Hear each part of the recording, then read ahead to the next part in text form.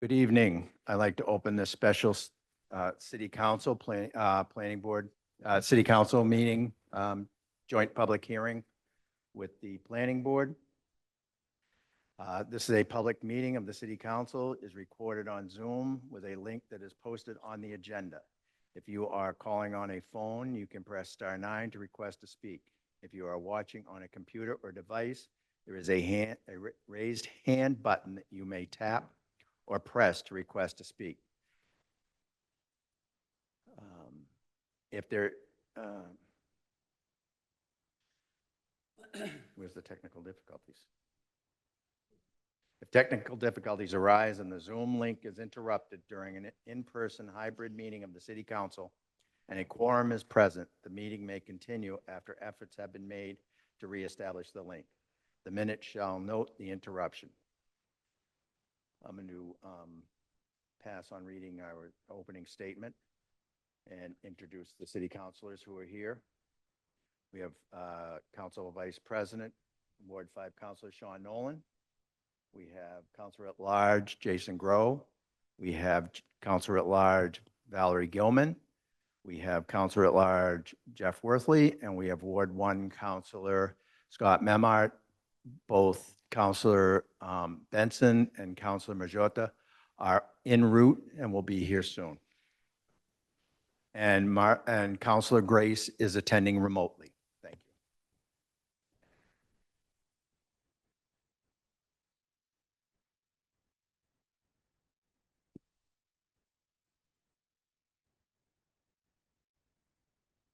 So for city staff here, we have CAO Jill Cahill, City Legal Suzanne Egan. We have our Community Development Director, Alex Koppelman. We have our Planning Director, Greg Canamatori. And also we have from the consultant, RKP, Eric Halverson. RKG, I'm sorry.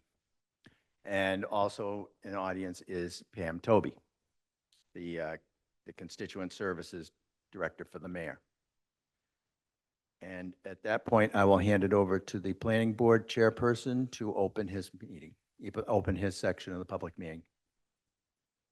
Good evening, folks. I'd like to call the Planning Board meeting, special joint meeting of the City Council and the Planning Board of September 26, 2024 to order.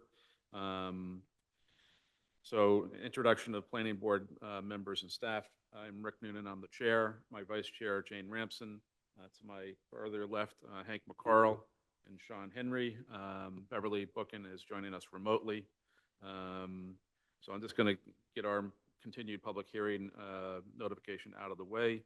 In accordance with the provisions of Mass General Law 40A, Chapter 40A, Section 5, and the Gloucester Zoning Ordinance, GZO, Section 1.11, the Planning Board shall hold a public hearing to consider amendments to the GZO to permit as-of-right multifamily uses in compliance with Mass General Law, Chapter 40A, Section 3A, by deleting an existing Section 5.30, inserting a new Section 5.30, Multifamily Overlay District, MFOD, an associated zoning map, adding multifamily overlay district after VB in section 5.11.1, point 3-1, and by adding projects of 6 or more dwelling units in the Maplewood Ave area and Schoolhouse Road area sub-districts of the multifamily overlay district in sections 5.8.2 and applicability of the site plan review ordinance. Thank you.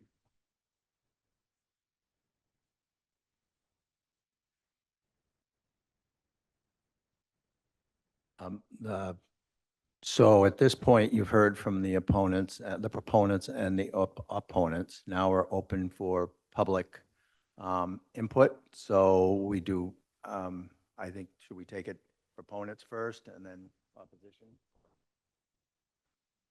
Oh, that's true. We did not do the flag salute, so we will do the flag salute.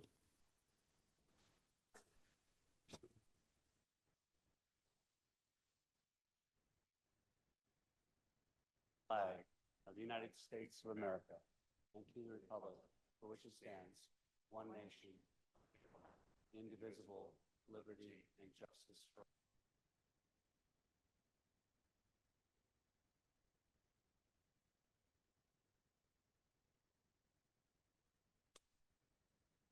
Oh, we want-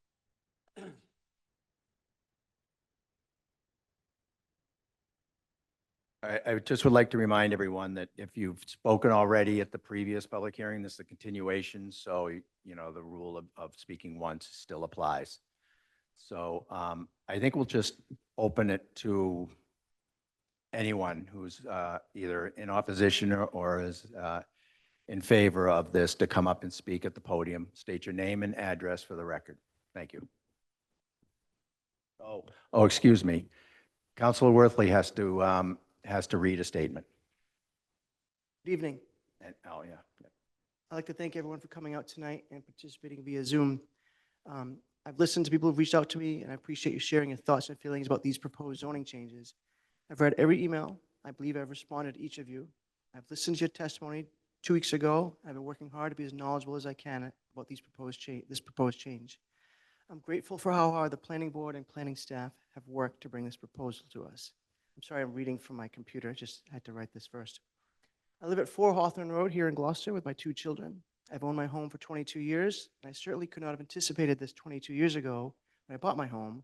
But as a homeowner within half a mile of the train station, within one of the districts being contemplated by these zoning changes, I learned late last week from the lawyers from the State Ethics Commission that I'm not authorized to participate in this vote because voting on a zoning change that could give me new rights to build could have a financial impact on me. The legal advice I've received is that not only can I not vote, but I cannot participate in the hearings, nor can I even stay in the room due to the suggestion that my presence alone could have influence on my colleagues. If anyone suggests I'm dodging this important vote, they would be wrong. I've exhausted every possible exemption to the conflict of interest rules to persuade the State Ethics Commission to allow me back into this quorum as late as today. If there are people who are disappointed in this news, none could be more disappointed than me. Anyone who knows me and the work I do should know that I take the responsibility of being a city councilor very seriously and the utmost regard for the trust the public has placed in me to be a strong advocate. Regardless of where you stand on this issue and how the council ultimately decides, I'd like residents to have the same confidence I have in my colleagues who are able to vote, that they will continue to be thoughtful, deliberate, and conscientious. It breaks my heart to not participate in this. I'm very sorry, and thank you for your time.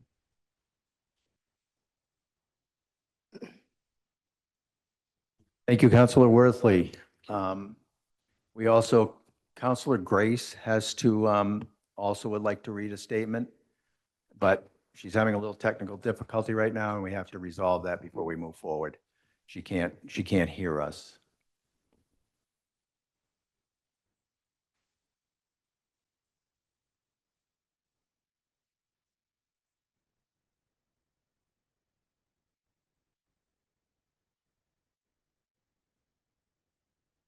I'll raise her hand.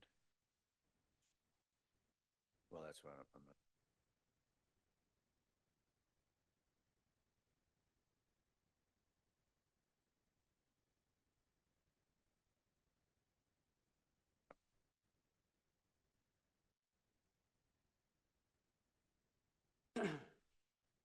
Let her close out the back.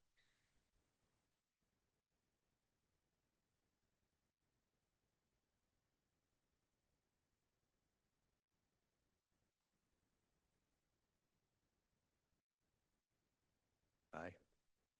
All right, I'll just let her try.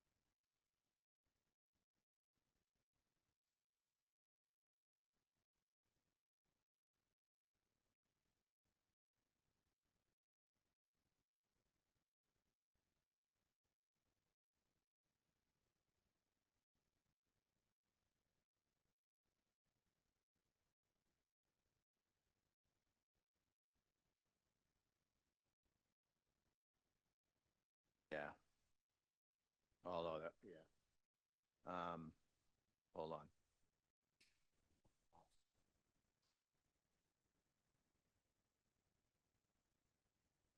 Okay, yeah. Sorry about this, folks.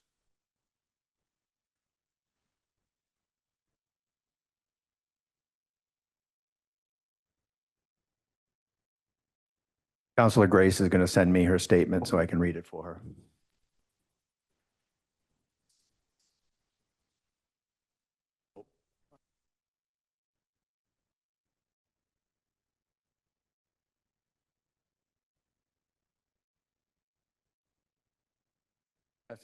Well,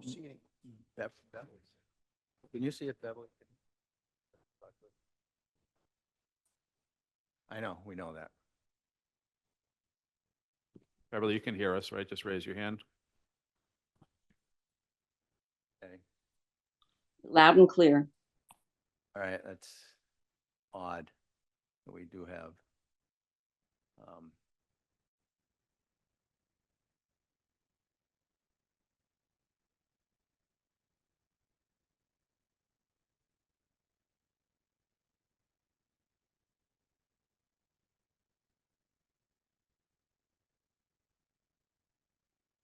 Pam, if you can hear us, if you just raise your hand electronically.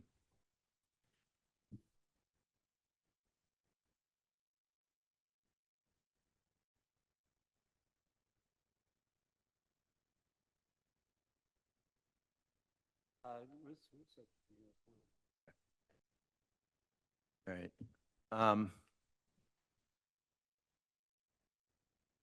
Just waiting for the, oh, I have the statement. What am I talking about?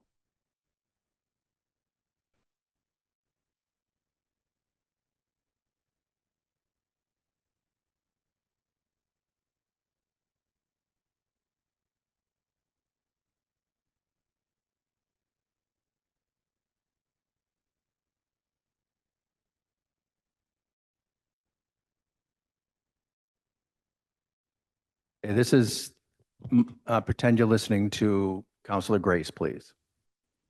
After lengthy conversation with the State Ethics Commission, it is to my great regret that I must recuse myself from the 40A 3A zoning deliberations and subsequent vote. A question was raised that facilitated my call to the Ethics Commission, which resulted in me being advised to recuse myself to avoid any conflict of interest going forward. I am a homeowner in one of the zones in Ward 3 that will be impacted by the council vote. State law requires that the impact of my vote as a ward councilor may affect more than 10% of homeowners to avoid any legal, ethical, or monetary conflict. This figure is based solely on property ownership, not population. With many multifamily units in Ward 3, the threshold has not been met as the ratio of home ownership to the population is less than 10%. While I regret that I must do this, it is in the best interest of the city of Gloucester that I do so. I have put tremendous amount of effort, time and effort into learning and understanding the law. I have attended every meeting and forum that was held by the various boards, subcommittees, and commissions that I have had, and I have had countless conversations with constituents. I deeply regret that Ward 3 will not have representation on this pending vote, but I would be remiss if I did not follow the letter of the law. I appreciate your understanding in this matter, Councilor Marjorie Grace. I would just like to say that this is an unfortunate turn of events for both councilors. They should be admired for their understanding and following the state ethics laws.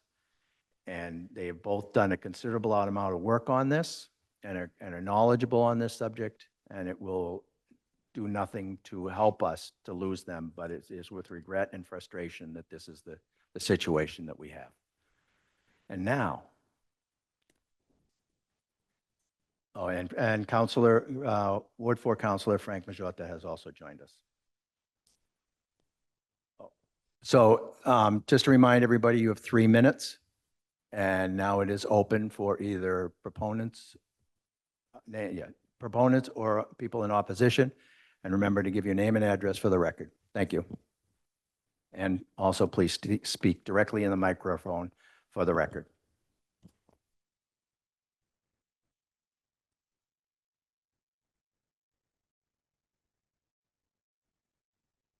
Should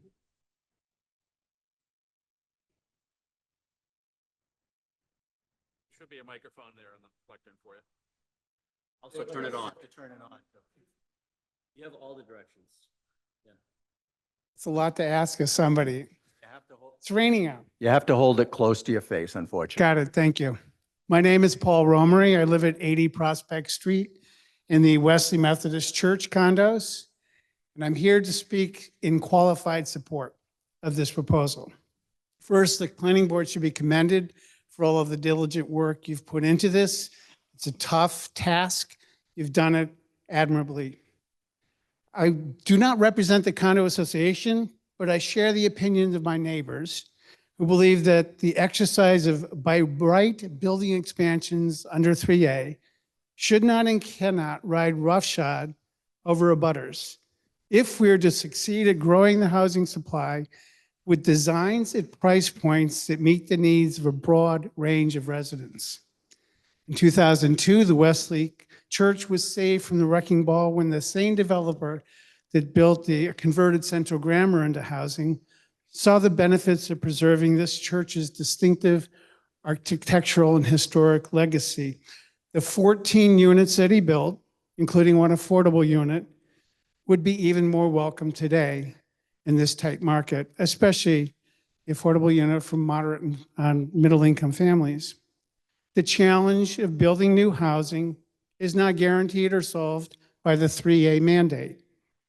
But the perfect should not be the enemy of the good, so I urge the council to embrace these amendments with the modification I'm suggesting. When a property owner exercises a by right option to add a unit or two, the impacts of this expansion on the neighbors cannot and should not be ignored. By right expansion should not be a zero-sum game whereby a developer's win is gained at the expense of an abutter's loss. The abutter's potential loss of sunlight and airflow, quietude and privacy, parking and scenic views, and investment value must be considered. To solve this dilemma, I suggest the city implement a permitting process that encourages by right developers to negotiate solutions with their neighbors. It's common sense. It's not wishful thinking or intrusive for the city to encourage the mitigation of a project's negative impacts. The planning board might even consider fashioning incentives to encourage such approaches. Voluntary negotiation, of course, can't overcome the willful resistance of developers or abutters that refuse to negotiate, but such unneighborly attitudes can be highlighted in forums that might shame the parties to enter into negotiations. This is especially pertinent in downtown neighborhoods. McMansion-sized expansions that maximize height and width allowances to the detriment of abutters and the scale of the environment run completely contrary to the intent of meeting a broad range of housing types and prices. If creating the right to go big only adds more luxury and transient rental units to the supply, we will have failed to 10 promote seconds. the development of modestly sized practical housing. My building faces this problem. We intend to negotiate with the neighbor, and hopefully we can come out with an optimal design solution, a process that I think would benefit the city if we move forward with this. Thank you.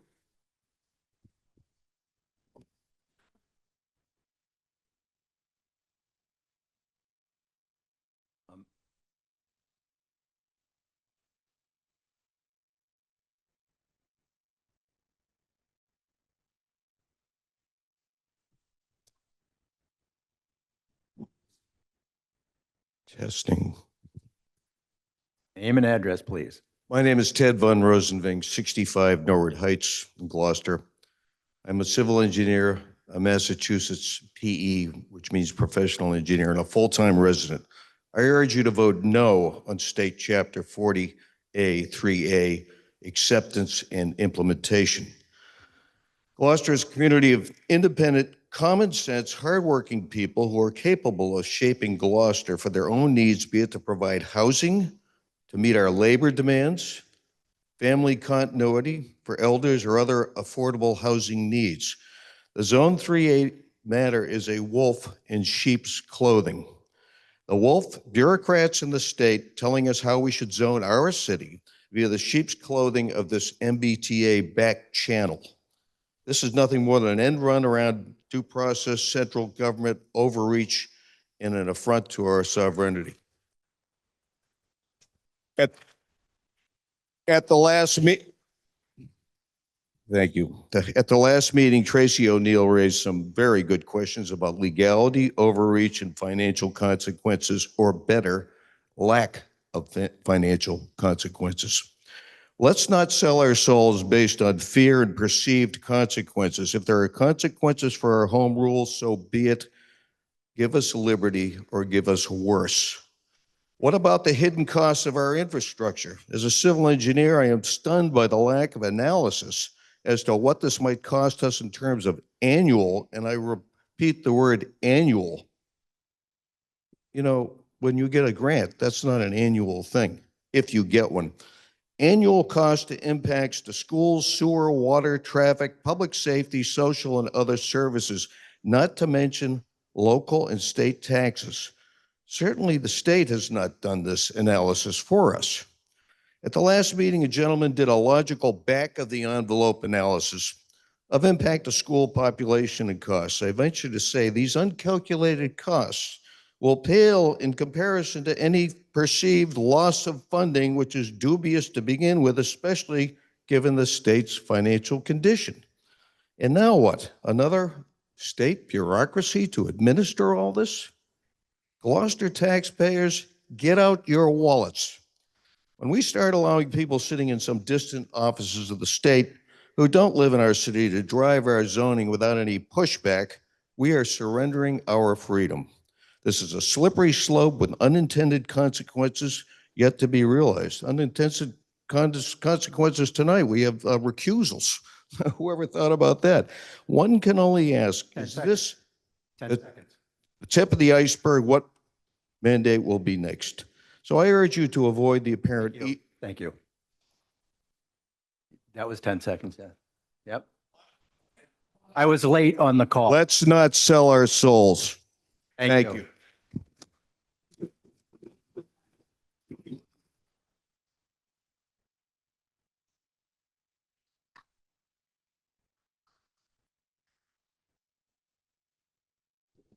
Hello.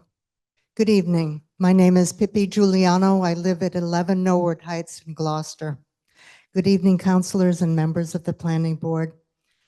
As a Ward 4 constituent, I want to stress again that I am opposed to the implementation of the zoning overlay mandated in the Section 3A of the Massachusetts General Law, Chapter 40A. I petition you to vote against its approval. Compliance will hurt Gloucester in many anticipated, and unpredictable ways already presented to you tonight and during prior public hearings. I urge caution. Your decision will have a lasting impact on our city that cannot be walked back. This zoning mandate evolved as part of a regional economic plan. The purpose of rezoning in MBTA rail communities was designed to alleviate the metropolitan housing shortage while attempting to stimulate local economic growth. In our case, the overlay zones for at least 2,270 multifamily units with potential of sale at market value. It is not disputed that Gloucester has a housing crisis, an affordable housing crisis. These multi-family units are not the solution for those most impacted by the lack of affordable housing. Our senior population, adults wishing to age in place, young families and veterans. Zoning initiatives should spring from the specific needs of our city, not from a one-size-fits-all state directive. Indirectly, this zoning formula is meant to stimulate economic growth. It will take more than additional housing to invigorate the city's economy. Planning for these multifamily units is neither a solution for our housing crisis nor a means to grow our economy. Concerning economic development, I ask you, which governing body, local or state, is better equipped to preserve the uniqueness of this place? Which governing body would be duty-bound to maintain and preserve the character of our historic port city? Gloucester is a 400-year-old coastal community. Our port with ocean access is our greatest asset. Utilizing our natural resources for development of a blue economy might be our best option for growth and stability for our economic future. The number of cities and towns opposed to the MBTA zoning mandate is steadily increasing. Local officials are responding to the questions and concerns of their residents by postponing the vote 10 seconds. until the Supreme Judicial Court of Massachusetts reaches a verdict. City councilors, please listen to the dissenting voices of your constituents. And if you have any doubts at all, Thank you very much. please consider this vote. Thank you very much.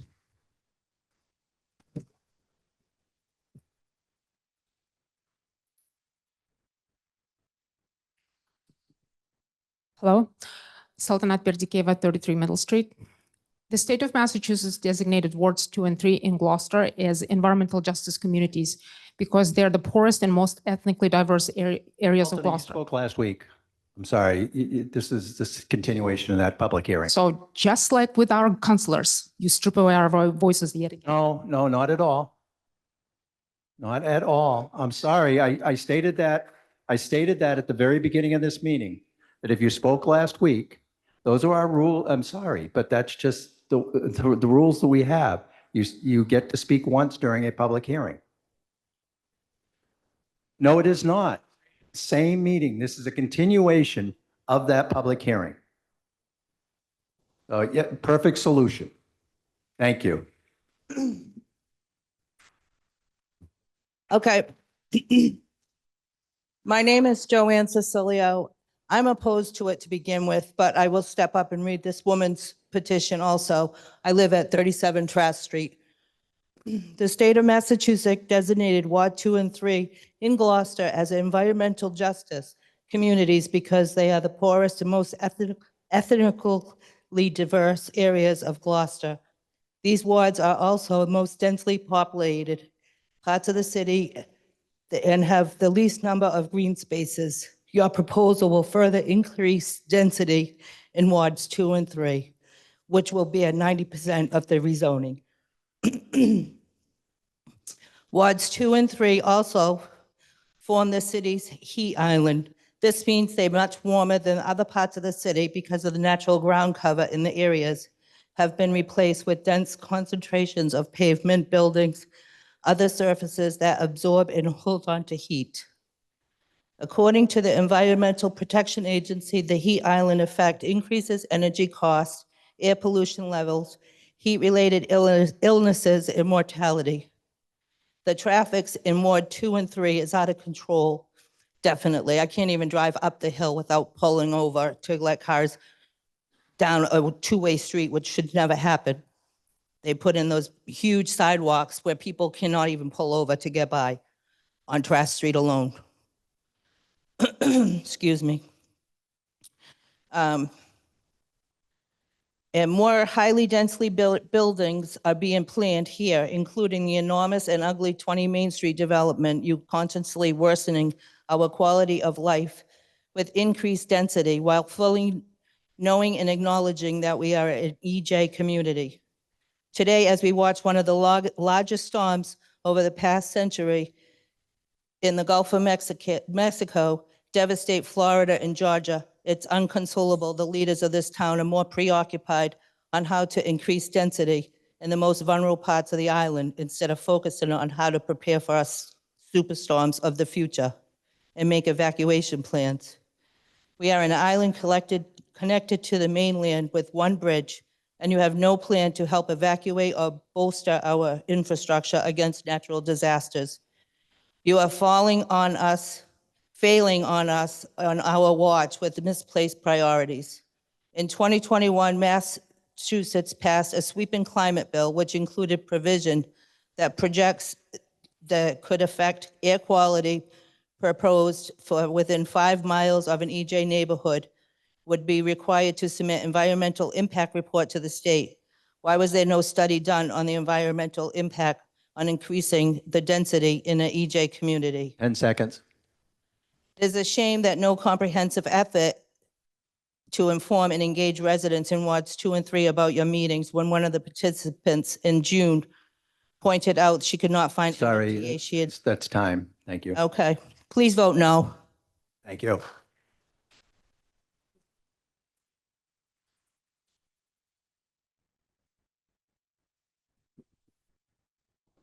Point of order. I wrote a letter in. Am I allowed to speak or not? You wrote a letter, that's fine. If you did not speak at the last meeting, that's fine. I can speak. If you did not speak at the last one. yes, Thank which- you. Which I I'm would pretty sure just you. like to say, you were, Name and address, please. oh, sorry, I should know this by now. PM Steele, 10 Pilots Hill. You were voted in by the people and you're supposed to act for the people. This is not in the interest of any of your constituents because we're on an island and we're all in this together. That's what's been incredible about the community, how we share and come together, and it's wonderful. And you need to answer the questions that people have raised to you at this public hearing and the last public hearing. I wrote to you, I gave you my phone number. Not one of you even had the courtesy to call and say that I was wrong about X, Y, or Z, or anything. Who are you representing? I am Gloucester. We are Gloucester. Thank you.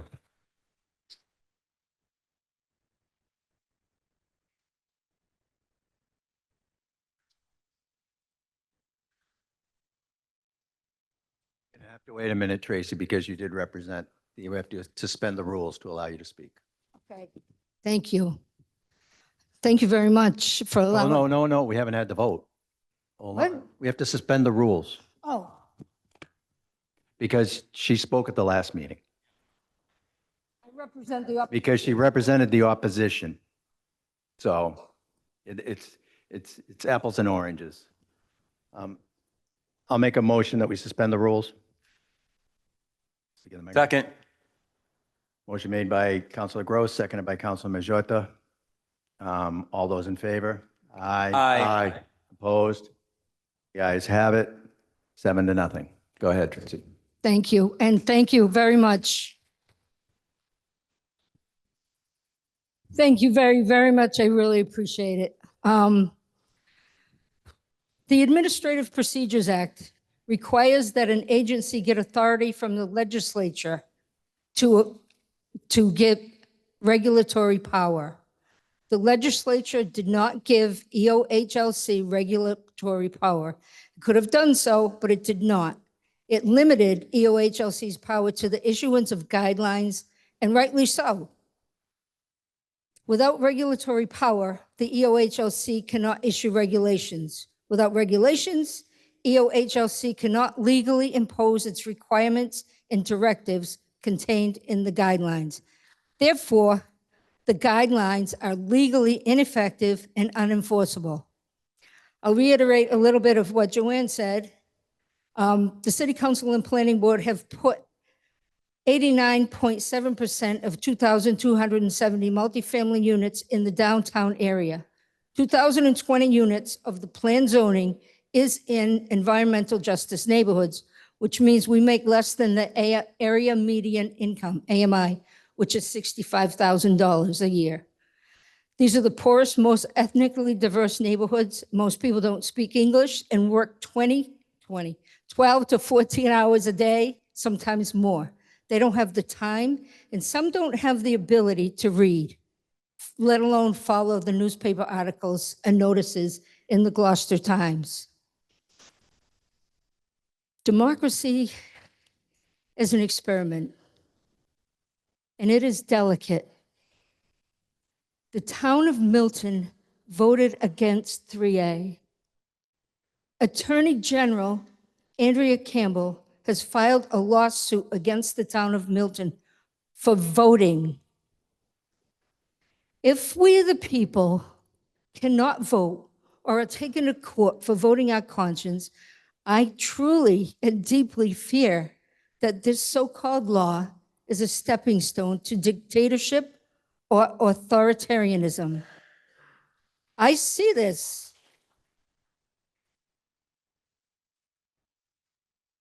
I truly see this as the first step.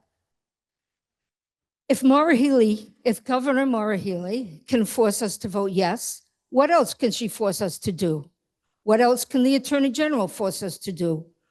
Who else can come down the pike and force us to do their will? 10 seconds, Tracy. This is bullying. What comes next? I fear the worst. Democracy is not lost boldly or loudly. It is lost quietly and discreetly. Thank you. Thank you, Tracy. One step at a time. Thanks a lot.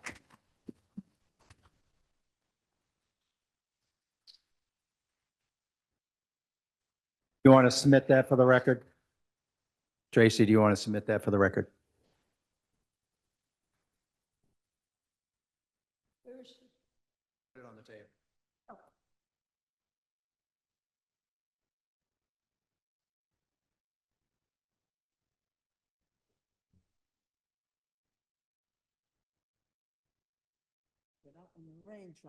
Yeah. Karen, there's something I'm supposed to press here. I don't think so. Try speaking. Oh, Yeah. I'm all offset. Karen Boudreau, 33 Chapel Street. And I'll say something I've said before. I don't understand how we can even accept legislation that affects the most dense area in Massachusetts with more housing and leaves out the western part of the state, which has the room for housing. And there's tremendous growth going on around Worcester. And I just don't understand how this city, through its elected representatives, has had nothing to say, as far as I know. I shouldn't say that. I don't know that you've had nothing to say to our state representatives and state senator as to how the heck this could be done. We are so dense on the coast and done for the MBTA, seriously. As it is, we don't use significantly the train. I loved it. I loved using the train. But anywhere you live in the city, there's a Cater bus driving by. If you wanted to use public transportation, it's all over the city of Gloucester. And the problem of planning for the costs is incredible. We've been trying to get a plan together, a 10-year plan, 20 years later. We should have all that facts together. What new infrastructure, what new schools, what these kinds of things will cost, and are we planning for them? Isn't that the role of planning? I haven't heard it yet. Now, something that's bothered me tonight. The two councilmen that were affected by this cannot vote when all you lucky folks are not affected. Isn't that convenient?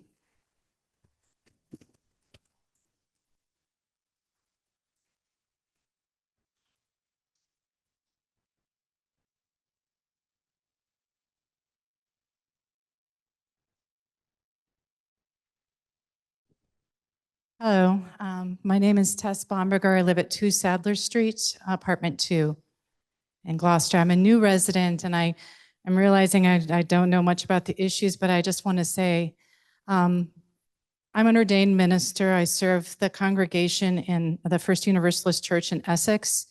And I had to move to the area because this is where I work. And I had trouble on my salary finding a place that I could rent in Gloucester. I know I'm not the only one. And so I speak in support of this measure. Thank you.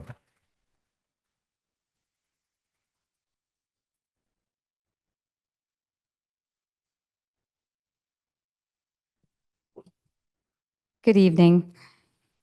I am in favor of the draft 3A plan. The state has raised the call. Oh, I'm sorry, Michelle Barclay at 639 Washington Street. The state has raised the call to create opportunities for new housing within range of public transportation. This hasn't been done hastily. It's a solution to a massive housing shortage. I envision Gloucester embracing a vibrant working city where people can afford to live and work within the same community. This ideal fosters close-knit neighborhoods where people have a stake in the future. I've truly appreciated the thoughtful process of the Planning Board and City Council for community input and positive, if not lively, discussions. I've lived on Washington Street for over 30 years and I'm now seeing many family homes turned into vacation rentals. If homeowners can choose to grow to a 2 to 3 family home, perhaps out-of-town investors will be turned away. I welcome the multi-generational homestead returning in the 21st century. To many, it is the answer to rising housing costs, with older parents having nowhere to downsize and young people nowhere to start their independent futures. It is my hope that Gloucester and the Affordability Housing Trust bring about the changes needed by means of restrained rents and available grants to our citizens. I also have great respect for our housing authority and for all the people who depend on their support to have a roof over their head. Of course, losing state funding by not approving 3A would be a huge detriment to our marginalized communities. Thank you. Thank you.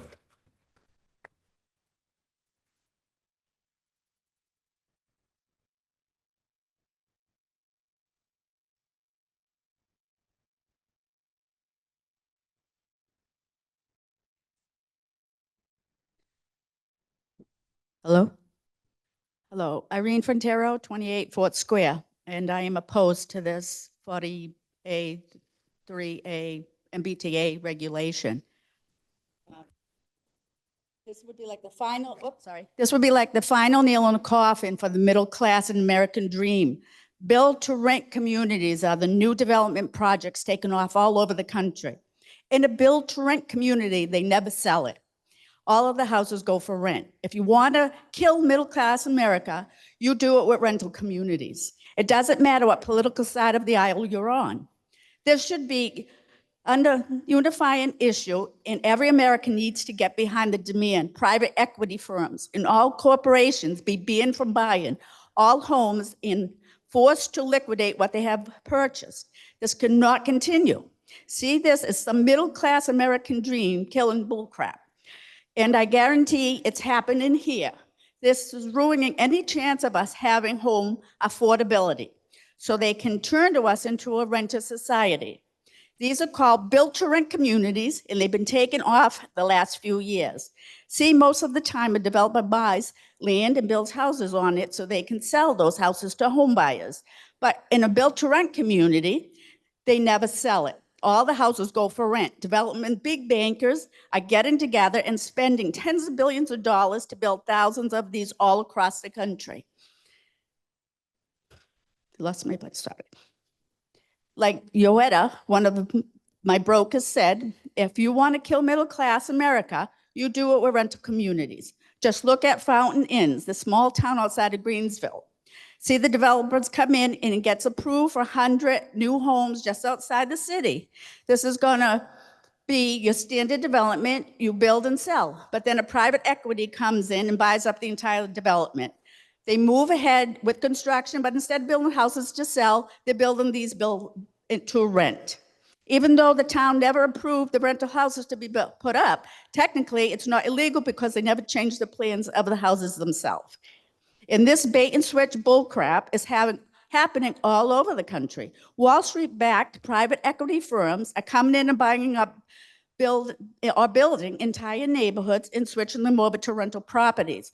So we're already got an inventory shortage of homes to buy, and they're making it even worse because now builders are forced on building more rentals, which means the prices of a home you can actually buy are going up, and our affordability is getting even worse. Meanwhile, these private equity firms are raking in trillions of dollars of equity that should be ours. But what do we do about it? How do we keep them from turning us into a renter society and kill the middle class? You say, welcome to Pottersville. So I urge you to go back. Thank you. I urge you to go back. The pencil and go back to Cleveland. Would you like to submit that? Thank you. I'm speaking, Ross. My name is Suzanne Marston, Microphone, microphone right up. Suzanne Marston, Marston, 6 Madison Court. I am essentially an outsider. I married a man from Gloucester, and we lived in East Gloucester for several years. We were run out by some mold issues, and we could not, at the time, find a place that would house us and our children and our critters. So we moved to Ipswich and bought an old home, and we completely redid it. I am back. My husband passed away almost exactly 2 years ago. And I wanted to return to Gloucester because my friends are here. I'm involved in the music scene, the sea shanties and so on.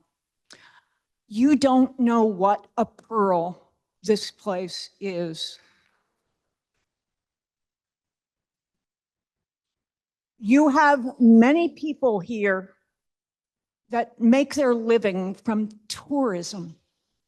People don't want to come and see homes on top of homes, on top of homes, on top of homes, all high rises. I have lived many places in this country and traveled all over the world. And there is a character here in Gloucester that would be totally destroyed. The single family and 3-family homes that are all over this island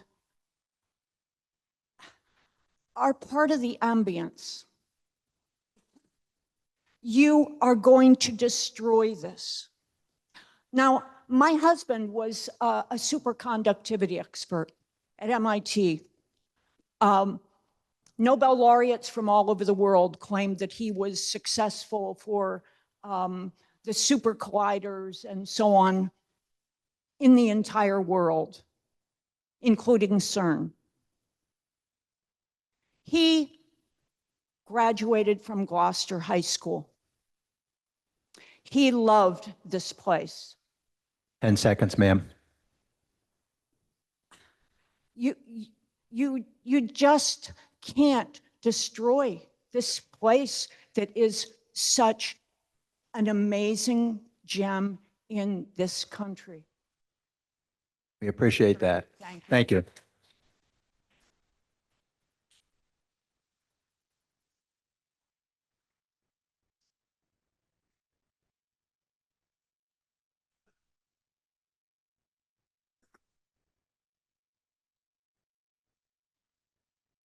Hi, Robert Gillis, 31 Saywood Street. Into the microphone, Bob. I got a booming voice, but not that. Yeah, no, Okay. so that it goes on the recording. Right. Robert Gillis, 31 Saywood Street. First, I want to just thank you for your service to the city, all the hard work that's been involved in this, and it's not an easy job, but I ask for your support for the MBTA zoning act. It's a sensible act that's going to provide some housing for our city, and supply is badly needed. It's not going to be the answer, and it's not going to adversely affect the character of our city. Most of the zoning is up to 3-family units. Now, if I own a 1-family home or a 2-family home and I want to convert it to a 3, that's a considerable expense. And first of all, I have to decide I want to be a landlord, but there's a lot of money involved in that. So this is not something that's going to happen overnight. It's a long time to get a return on your investment, but that's where most of this zoning is involved. So this is something that'll help our city. It's common sense, but it's not going to provide all the answers to our housing crunch. We need some supply, and this will go a long way towards that. And I encourage you to vote in favor of this act. The other thing I'll say is most people are law-abiding citizens, and they don't like, they're not gonna go against the law, okay? To me, vote against this act, you're putting our citizens at risk, okay? And we've all heard about the risk as far as the grant money that comes in and whatnot. And I'll just say finally that most of the people that are adversely affected by the housing crisis, the severe housing crisis that we're in right now, aren't represented in this room. Most of the people here, including myself, are homeowners, and we have what we have, and we like what we have. But the people who are seriously affected are not here, unfortunately. Thank you very much. Thank you.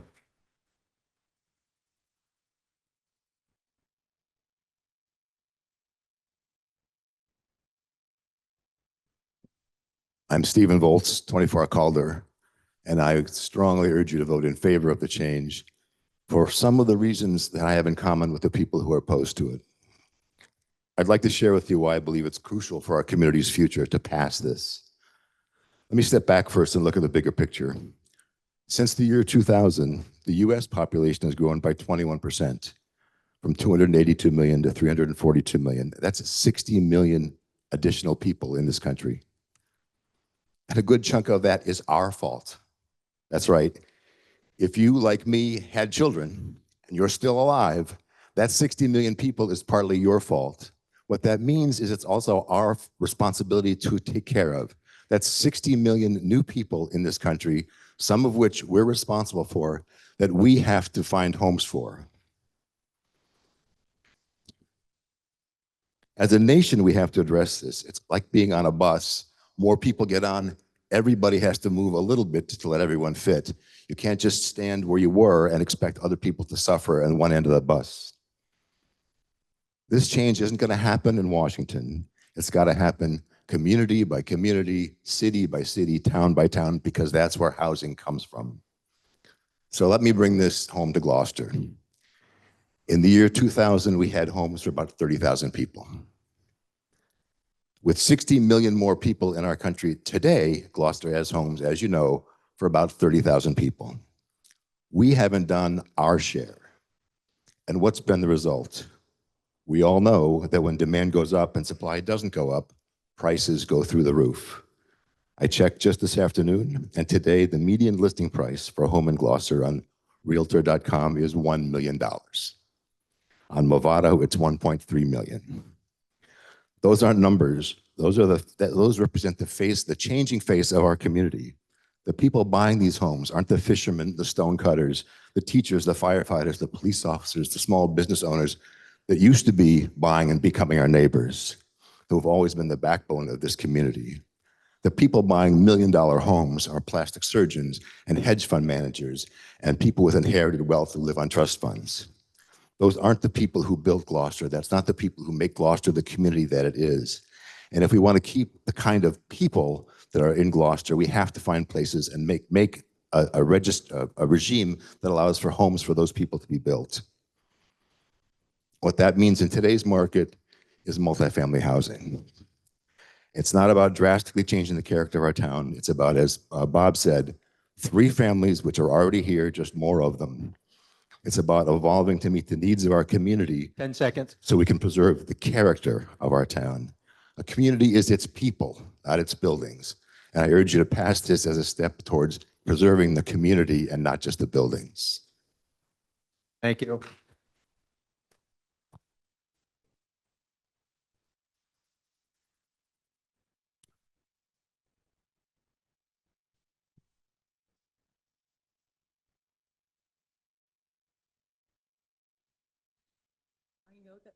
I know that I've spoken before, and I'm just wondering if you could also pass a waiver, as you did Tracy, to allow me. It was a special case. Okay, No, okay, sorry. I have someone else. Sorry. Thank you. Thank you.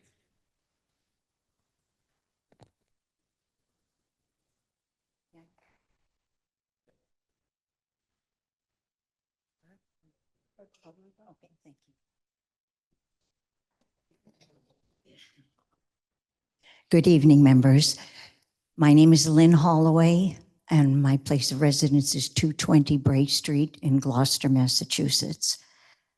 And my questions are, what are the benefits of 40A3A to Gloucester residents? I looked for a copy of the oath that city council members take, and I was unable to find it. I'm hoping that your loyalties lie with the residents of Gloucester and not to people who don't live here.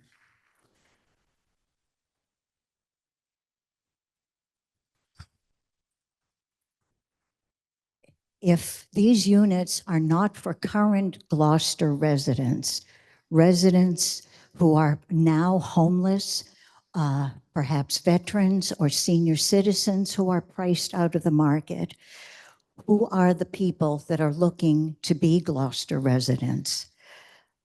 Are they citizens of the United States? I know that our federal government is doing a poor job of vetting these people. We've seen what has happened with multifamily units in other states where criminal elements have infiltrated these residents and put everyone at risk. Another issue is the traffic issue. Have any of you sat for nearly half an hour waiting to enter Grand Circle? I have. If I need to get to the hospital, if I want to feed myself or my family, I have to enter Grand Circle. And if part of the multifamily units, some of the multifamily units, I know the circle shown on the map was for 89%. Is the other 11% going to be in West Gloucester? Which means unless these people are prevented from having automobiles, then the traffic jams at the Cut Bridge will be incomprehensible.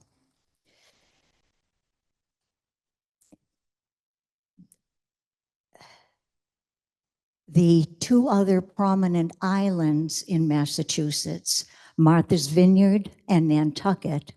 Martha's Vineyard did not want to accept a busload of outsiders, but they are exempt from this law, as is Boston, who declared itself a sanctuary city and created the urban blight in Boston that this law is supposedly designed to eliminate. I implore you to take some courage from those who stood up against tyranny when Massachusetts was founded and vote against 3A, vote against Beacon Hill. Thank you. Yeah.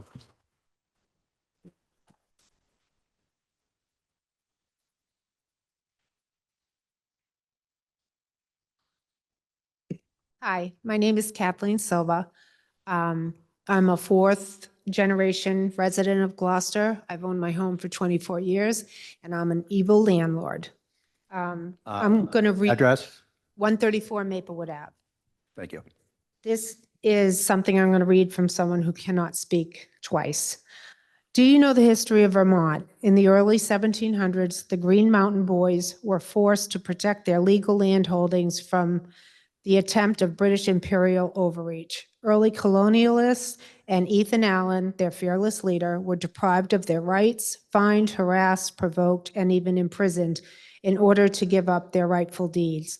The state of Vermont was formed by the brave, moral stand of law-abiding landowners tired of being bullied, bluffed, and flim-flammed by their greedy land-grabbing overlords. Historically, this victory is considered the beginning of the colonists' revolutionary battle for independence. In my humble opinion, the present MBTA 3A proposal is the boldest attempt of state hubris in land grabbing since our heroic Green Mountain Boys formed Vermont from what would otherwise have become New York State. Presently, there are 120 concerned citizens from 30 municipalities joined in an amicus brief challenging the constitutionality of 13 new penalties and fines by the state of Mass for noncompliance. Additionally, the Eastern Mass Small Business Coalition is challenging its lawfulness due to the failure to submit impact statements. Furthermore, the town officials of Middleborough have called for a state audit of the MBTA. They know, as many communities are finally figuring out, this unfunded mandate is forced taxation and could bankrupt every blindly compliant community. There is no good that comes from MBTA 3A zoning. Vote no if you love Gloucester. Thank you, Pamela Kaminsky. Thank you. If you'd like to leave that on the table. Excuse me, I want to leave that and go in the record. Okay. Thank you.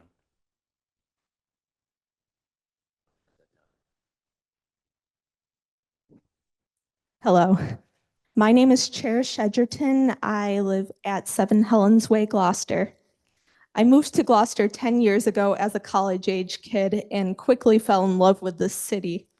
I view Gloucester as a beacon of light on the coast of our great nation.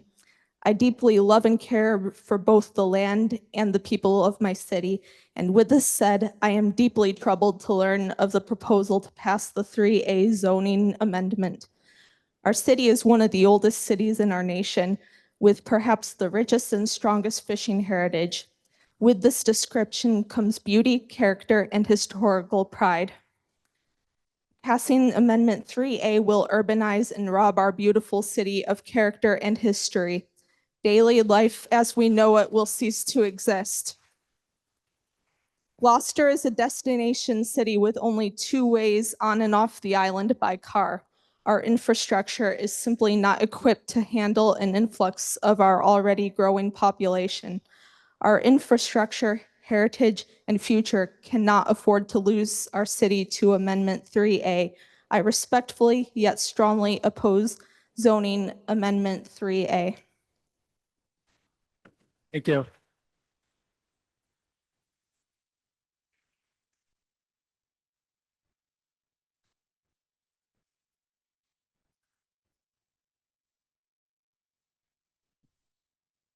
Good evening, Susan Martin, 36 Cherry Street.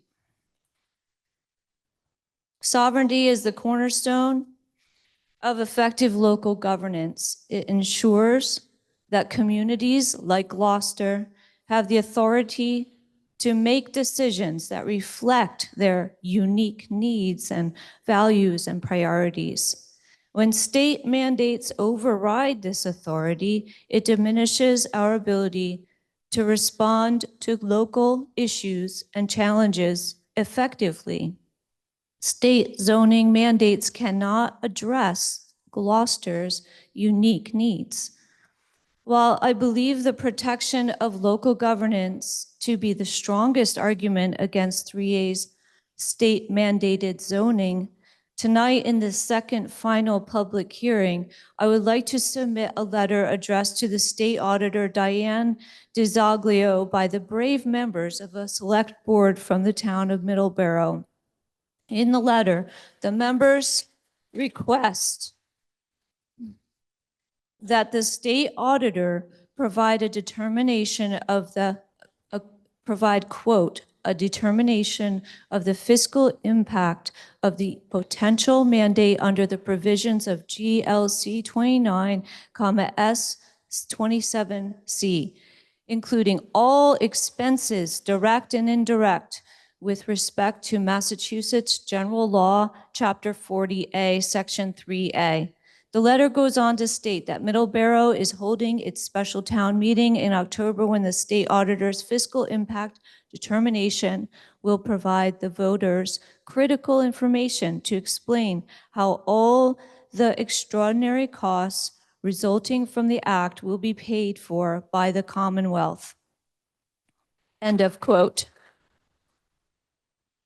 Extraordinary costs being school needs, general government needs, water needs, sewer needs, burdensome costs that have already been brought to the attention of this council but have not been addressed with any sort of comprehensive analysis. I bring this letter to the attention of the mayor and this council as an example of a municipality whose governing committees and boards recognize the oppressive costs associated with the 3A mandate. And rather than shoot back at residents who have the same concerns with mantras like, quote, compliance does not mean build, its members boldly approach the state to acquire critical information for voters. Over the course of the 10 last seconds. couple weeks, I've spoken to Gloucester residents while handing out informational flyers and listened while your constituents told me they have called and emailed, hearing Thank nothing. you very much. Thank you. Thank you. I'd just like to,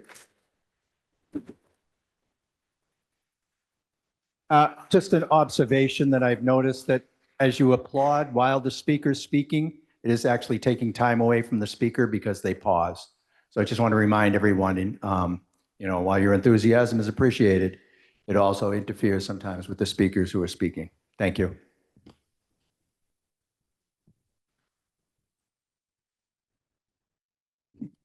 Good evening. Thank you for having this hearing. Name and address. Margaret Riss, 44 River Road, Gloucester.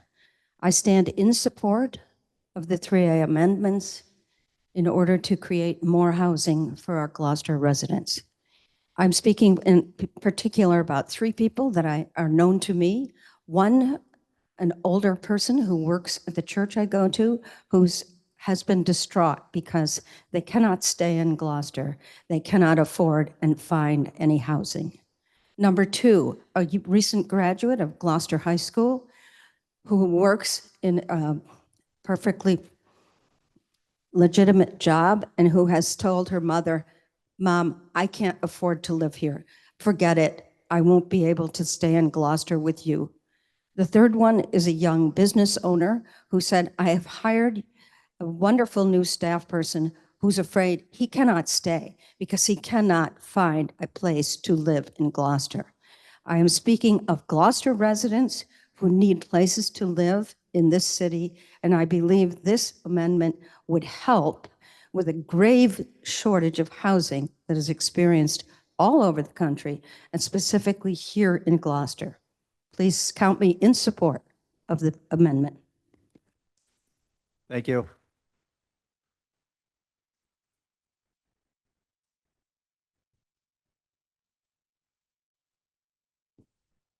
My name's Steve Yost. I live at 22 Lake Road in Gloucester. First of all, I would just like to thank everyone here and the planners. I've seen much of this process, attended many of the meetings, and it is a complex set of choices that we make that the state has handed us. And the reason it's complex is the flexibility that it has. That there's a big trade-off there. It could be a big hammer in which you simply have to do something, or it could give lots of small choices. And I've seen these people here work through very carefully these choices to be made, and there are still some to be made, of course. So first of all, I just want to thank you all for your care and openness of this process, for everyone that's had the time and inclination to get involved in it. I am in support. I also know several people. I row with the Gloucester Gig Rowers. We have over 180 members now, and we have a mailing list, and there are often calls for a situation where someone needs to find a new place to live and it's impossible to find, and it takes a long time. Some people end up couch surfing for a while, staying in someone else's extra bedroom for a while they find something. So it's clear that there is a problem for people who live here and are sound contributors to the fabric of this city. Thank you. Thank you.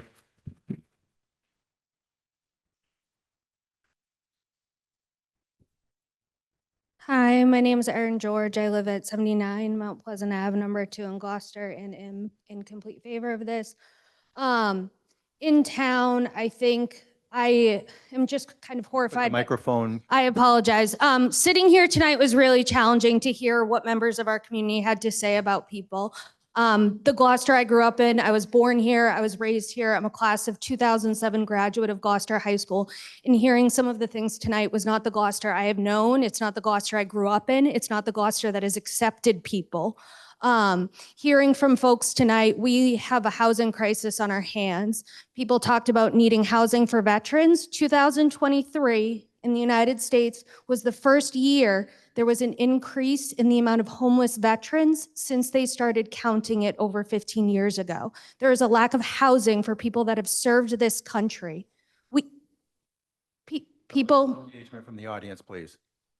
There is elderly individuals living in vehicles. I know a gentleman with cancer driving to treatment every day in Danvers while living out of his truck.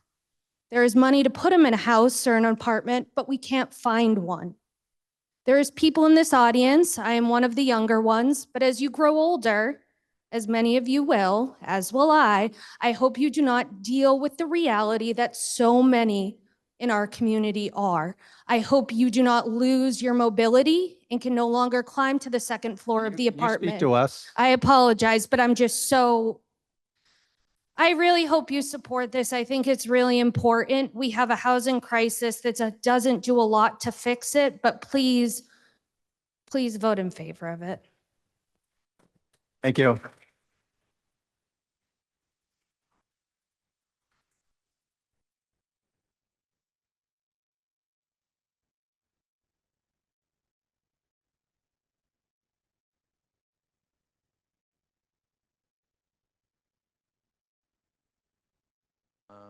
No. Hello, Hello. Beverly Palmacci, 8 Commonwealth Avenue. I live in Ward 2. I'm directly affected by any zoning changes downtown. I've been there 30 years. My ward is the densest, poorest, and most ethnically diverse ward according to the census data. Yet 89% of the proposed rezoning to satisfy the egregious and what I consider unconstitutional state mandate is in the downtown area. The state AG claims past discrimination in housing has created inequitable housing in the present. Clearly, that is not the case in downtown Gloucester.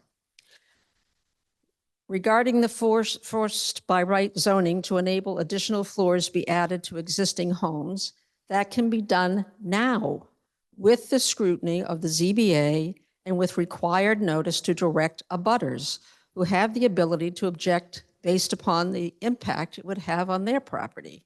I do not think this protective measure should be eliminated. Initially, the rationale of those in favor of the mandate, some members of the planning board and city council, was that it would create more housing, thereby relieving the housing crisis. I would like to point out that what Gloucester has is an affordable housing crisis. No amount of market rate housing will solve it. Any new housing is offered at exorbitant prices. There is a pre-existing mandate that cities have 7% affordable housing. Not meeting that number subjects us to 40B developments. What sense does it make to prioritize the newest mandate, which does nothing to ensure affordable housing? None.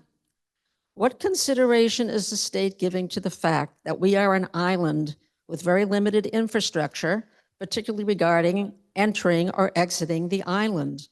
The theory that any additional inhabitants will take the train is based on zero evidence. The number of train users in our current population is very low. Common sense tells us that any new people moving here will have cars and will be further clogging our roads and Route 128. Gloucester has organically kept its population at fairly consistent numbers. Even with those numbers, we have issues regarding water, sewage, roads, and schools. I am not an anti-government person, quite the contrary, as I feel we can't consider people as a whole by allowing power to a few. That's not to say governments can't make mistakes. I see this mandate as a major mistake. We have a barely populated Western region that could certainly benefit from development with government support. Mandating increased zoning with the intention of increasing populations in 177 communities in Eastern Mass is illogical and authoritative. Please listen to the people of Gloucester and their wishes regarding keeping our community livable. Please prioritize affordable, deed-restricted housing so that we can grow in a way that will benefit the people of Gloucester. Thank you.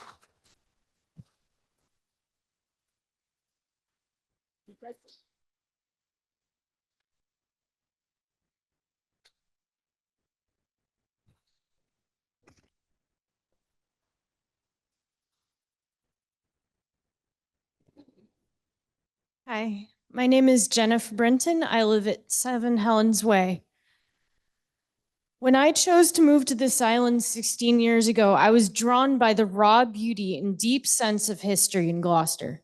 This quaint New England's fishing town has a unique charm, which is part of the appeal for the tourists who help sustain its economy. However, in the years since I first moved here, I have noticed cracks in the infrastructure. The roads can't handle the traffic of the thousands of cars that clog its streets, some of which have years-old potholes. There's not enough parking for residents in most parts of town, many of whom work off the island and need vehicles.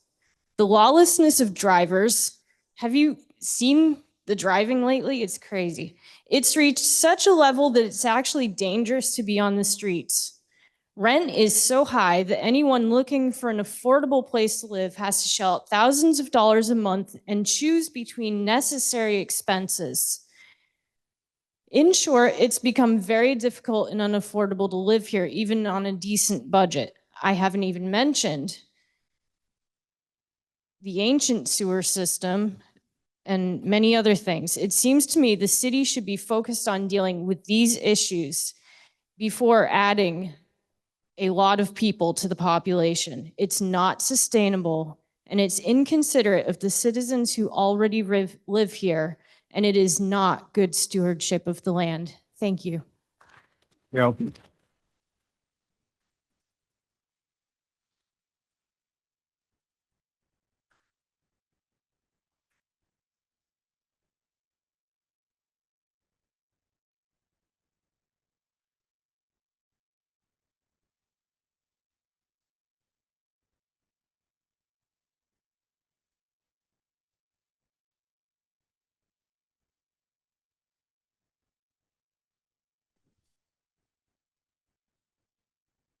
Good afternoon or good evening and good evening to my Gloucester neighbors. Speak. Okay, There you go. how's that? A little better? Name and address, please. My name is Alicia Eyre, and I live at 11 Golden Lane in Gloucester. I've been here since 2017, and I love it. It's been wonderful to me. And its unusual geography is delightful, and its history is fun, and so forth. But much of Gloucester's an island, and with 2 bridges, and the capacity is not going to be improved easily or quickly. It's put pressure on the 128 bridge. And I thought to continue reasonable access to and from Gloucester for the considerable population growth of the proposed plan, the 128 bridge is going to need to be widened by at least 2 lanes, at least. And no plan is in place for this. Who's going to pay for it? And is it in their plans? And when will it be completed? And there are similar initial designs for sanitation, sewers, electrical, other power supplies, gas and oil, medical facilities, and so forth before making such a commitment to growth. And demanding considerable growth isn't planning, it's plopping buildings here and there with wishful thinking about the utilities, schools, police, fire, medical facilities, sanitation and sewer, electrical power, gas and oil supplies, and that they will pop up in the right place, perhaps eventually.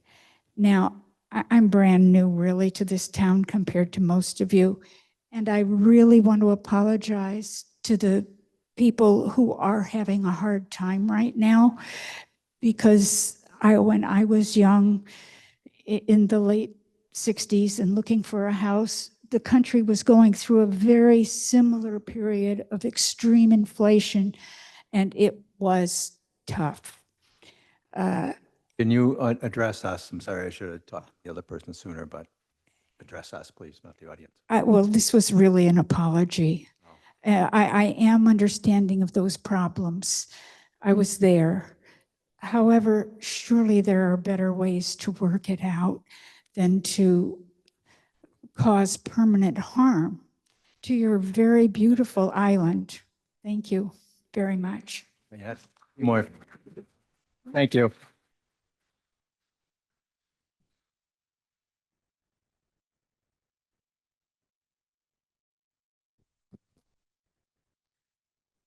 My name is Donna Millam, and I live at 6 Madison Court, Unit 1. I'm speaking today first as a voting resident of this city, living here for 43 years. I am also speaking today as a pastor who resides and serves in this city with the beautiful people of this city. I first share my heart with you as a shepherd of God who is called to care for his people.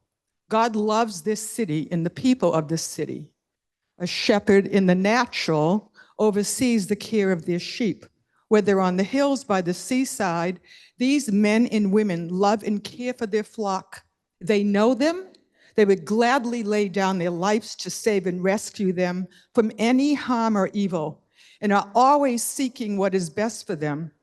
So I humbly and sincerely ask you to consider from this shepherd's heart posture, you have been given the responsibility for the people, the sheep of this city.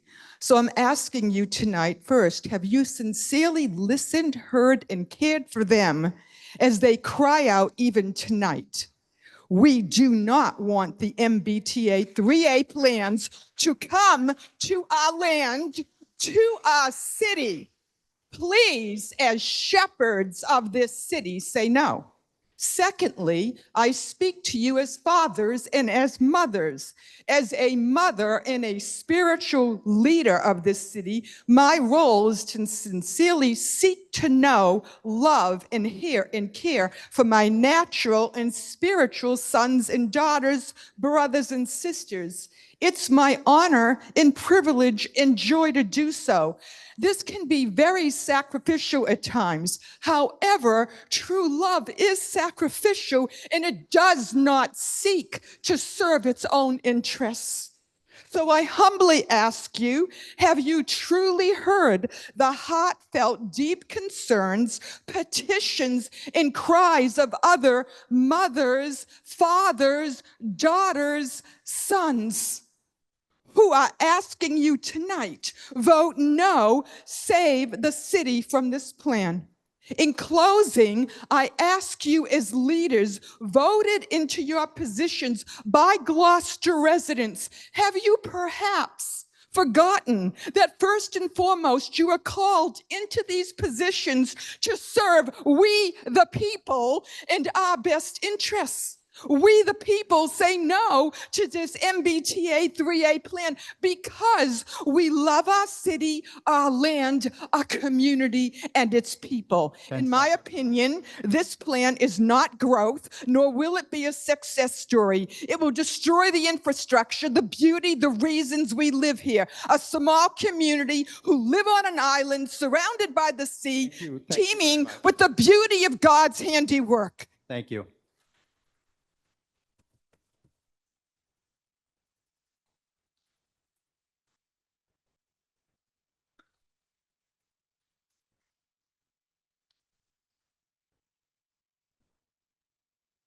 The rest of it is there.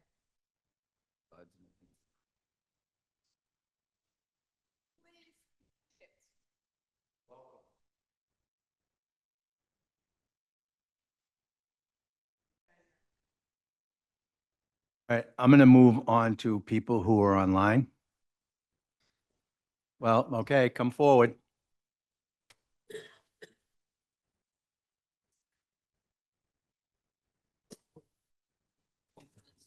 Good evening, Sarah Tuvim for Harvard Street.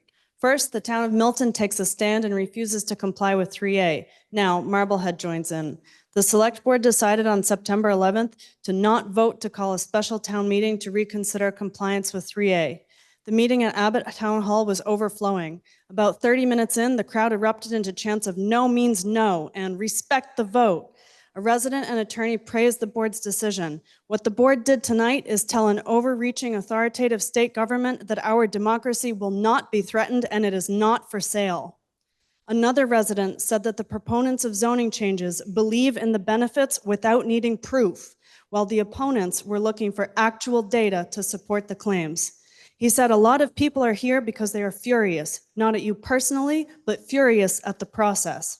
So I ask all of you who represent the people of Gloucester, as you get ready to vote for the fate of our city, where is the actual data to support complying with 3A? Middleborough's town government is taking their responsibility as elected officials seriously and has asked for a state audit of 3A before voting. They care about the well-being of their citizens and want to make sure they are treated fairly. It sounds like they believe this law is an unfounded mandate, which is not legal or allowed, and the audit will prove that and straighten out this mess. It is worthwhile reading the letter to the state auditor from the Middleborough Select Board dated September 12, 2024, on behalf of the residents and taxpayers. They are requesting a determination of the fiscal impact of the potential mandate, including direct and indirect expenses. Included in the letter, how Proposition 2.5 forbids the Commonwealth from creating unfunded mandates on unwilling Massachusetts residents. The Attorney General in Commonwealth versus Town of Milton specifically refers to 3A as mandate. They refer to the MBTA Communities Law as a legislative mandate on pages 37, 41, and 56. The town of Middleborough is unable to find compensation measures with 3A or in the current budget of all of the Commonwealth for the MBTA mandate to cover all costs associated with the act, which they believe would be an unfunded mandate pursuant to Proposition 2.5. The town of Middleborough could be subjected to potential extraordinary immediate expenses in excess of $500 million and annual budget expenses of $21.8 million.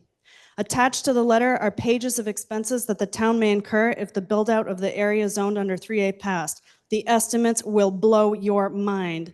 They include budget costs, school needs, school construction, public safety, human services, cultural services, employee benefits, water needs and infrastructure, sewer needs and upgrades, et cetera, et cetera. So again, I ask all of you who represent all of us, as you get ready to vote on 3A and for the fate of our unique city by the sea, where is the actual data to support complying with 3A? How will the city of Gloucester pay the potential extraordinary expenses? Where's the research? Thank you.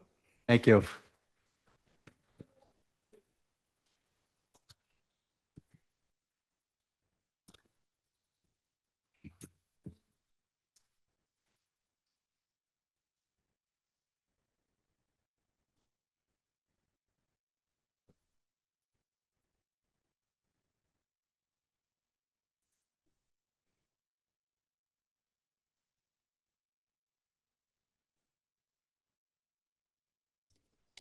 Is this on? Good evening. My name is Hillary Fry. I live at 27 Beacon Street. Members of the City Council and the Planning Board, your first responsibility is to the citizens of Gloucester, The microphone close. not the future citizens of Gloucester or the citizens of Massachusetts. You have a fiduciary responsibility as well as a cultural and safety responsibility to your Gloucester community. Your focus and loyalty, therefore, should be first, second, and third towards the current citizens of the city of Gloucester. The 3A Mandate Consequences Law seeks to pry your loyalties from your duties to Gloucester citizens and shift them to the concerns of the central government with all their current conundrums and financial woes. This state administration came to power with $1 billion in the black on the books a year and 1.5 ago. The current debt and rising for the state is $1.8 billion in the red. Will they actually even have any significant money for the distribution of many grants in the next several years? Can they count on the federal government to subsidize the state when the feds are currently spending $1 trillion every 100 days? The paid interest alone on that federal debt currently exceeds the total expenditure of Medicaid for the entire country. Can the feds keep filling the Massachusetts piggy bank with newly printed money? Not likely. The state is loyal to its own concerns first. 1 year ago, sheltered, homeless, and veterans were given 30-day notice to vacate from their Massachusetts motel rooms to make space for new immigrant arrivals. Ultimately, there had been some legal pushback and some Massachusetts homeless had been allowed to stay. But many had already moved after receiving notice. The state has paid $64 a day per migrant for catered food to those shelters. For a family of 4, that equals $93,440 a year. Some motel rooms have reportedly been obtained for the price of $7,100 a month for a total yearly bill of $178,648 a year for food and shelter only. Does this number sound like the state's current promise of care for the Massachusetts homeless and veterans? 10 Is- seconds. Is the state really keeping their promise to the citizens of Massachusetts who share the same need as the newcomers? This is not a diatribe against migrants. Gloucester is a proud city of migrants. Thank you. Thank you. Thank you. Hillary, do you want to leave that for the record?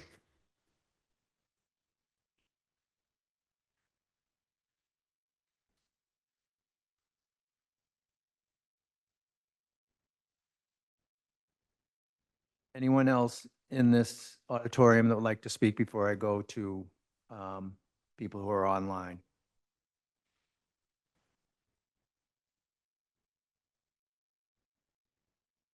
Okay.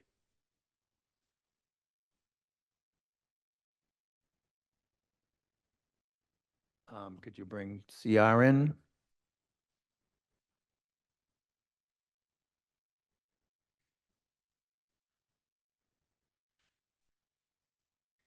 Hey, CR, you're in. Name and address for the record?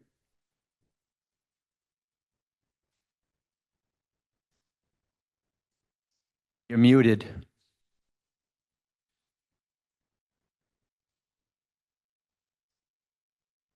Ms. Ryan, you're muted.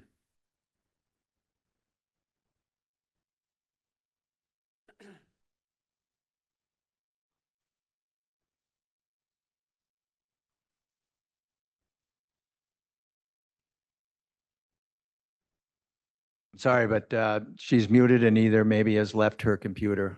Not sure.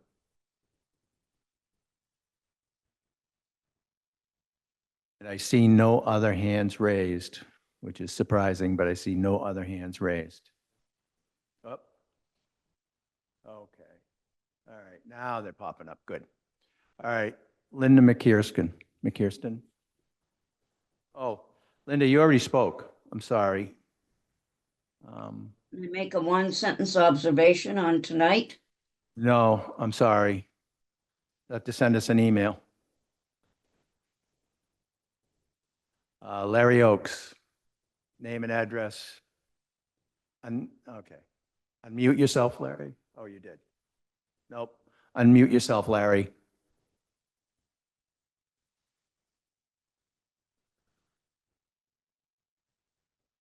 Hi, sorry about that. Can you hear me? Yep. Name and address. Yep. Please. My name is Larry Oaks, and my address is 4 Clay Court in Gloucester. I want to rise in favor of 3A. I think there's an important question that I haven't heard asked tonight. I doubt it was asked the other night. Why is the state of Massachusetts requiring Gloucester to create a multifamily housing zone, a transit zone? Why is the state requiring 176 other communities to do this too? Well, the answer isn't pretty. It's a kind of shameful history, honestly, for most of suburban America. Single family homes have been on a pedestal and multifamily housing has been on the back burner. Because of restrictive zoning, because of redlining, today in this country, 75% of the land that is zoned for housing is zoned for single family housing. If you think about that, it's pretty staggering. 75% of the land in this country zoned for housing is zoned for single family housing. That's why we have a shortage of 6 million housing units in this country. It's a big part of the reason why it's impossible to build multifamily housing in most of this country, and it's certainly true in Eastern Massachusetts. So the state's requiring us to build or try to build multifamily housing because we haven't done it ourselves when left to our own devices. And why is it important for a community to have an adequate supply of multifamily housing? Because that's the housing my children can afford to live in when they become young adults. That's the housing my mother, if she were alive, would have been able to afford to live in her retirement years. Not everybody is in a position to live in or maintain a single family home, and not particularly in Gloucester, where the average price of a single family home has surpassed $750,000. So I'm a homeowner in Gloucester. I'm happy to be. But the reality is many people can't afford to purchase a home in this community, and that's not going to change unless we do something about it. So boosting the supply of housing is one thing we can do about it, and particularly making it possible over time to see more apartment style housing built here is what needs to happen. The housing production plan for this city 5 years ago pegged the number at close to 500 units of housing that we were short on. And that number across Eastern Massachusetts is measured in the 150,000 range. And so the truth is we need to build this housing, and we need to start now. So I urge the council to support 3A. Thank you. Thank you.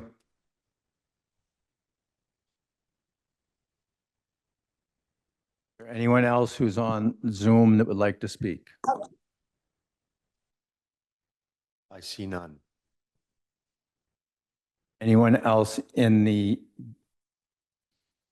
auditorium who has not spoken would like to speak? Okay, I'm going to close the public comment period. And we will take a 5-minute recess. All those in favor? I make the motion. Who seconds it? Second. Okay. All those in favor? Aye. Aye. Okay. So while the city council is in recess, the planning board still has to take action on this plan. And Beverly, if you want to join us on video and audio. So we're going to close our public hearing as well. And Public comment. yeah, public comment, I'm sorry.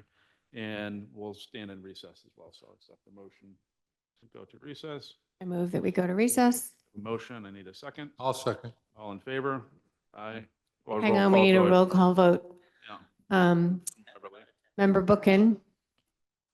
She's on mute. Member McCarl. Member Henry.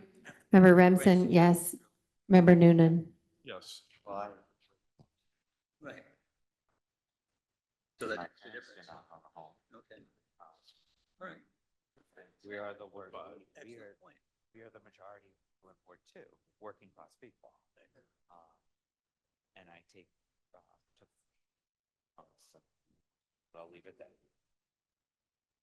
So we'll do that when we come out of recess. So people can. I'll be up here about a sec. Right here. Yeah.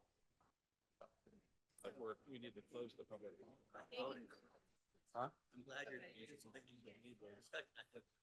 Marjorie. The ethics passport. Yes, it's very interesting. There's no further discussion. Closed. Yeah, it does. Then you'll solve the problem. Lucky you.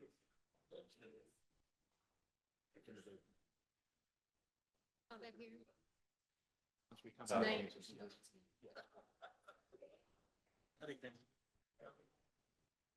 How are you? So again, we'll defer to the council, but I think, the action of the planning board simply is going to be, once we come back from recess, right?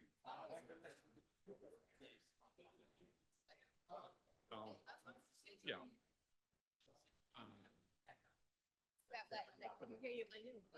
They're hard to find them, I know. I'll let them.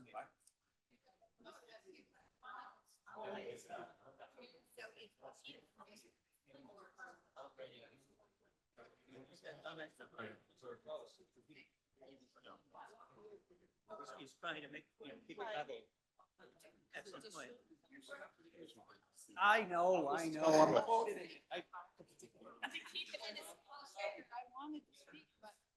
was afraid because it seems like an angry man.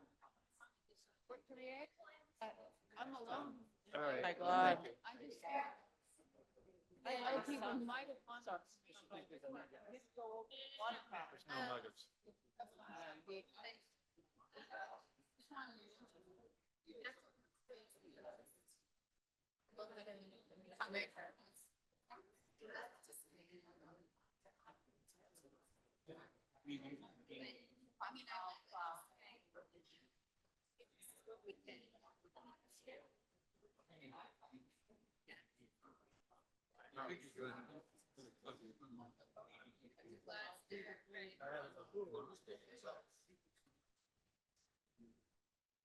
Sorry, that one actually. I'll take it.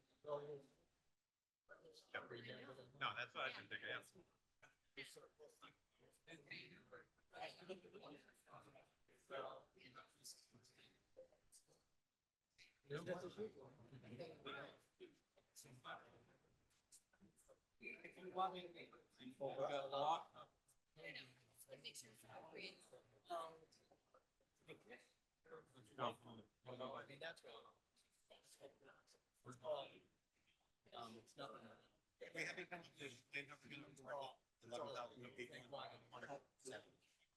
And Aaron, normally hurry. We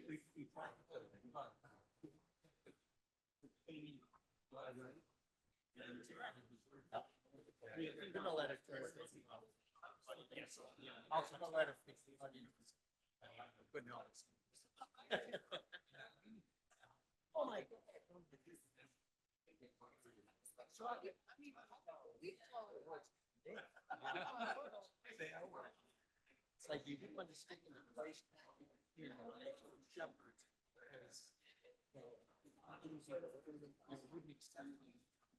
Yeah, it's damning it from a different. That's why we just lost. There's a special place. Now.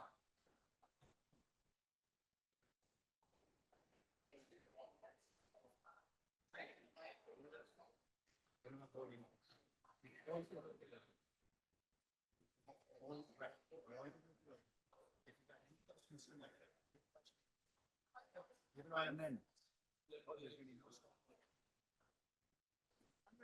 Okay, I got oh, yeah, get them on.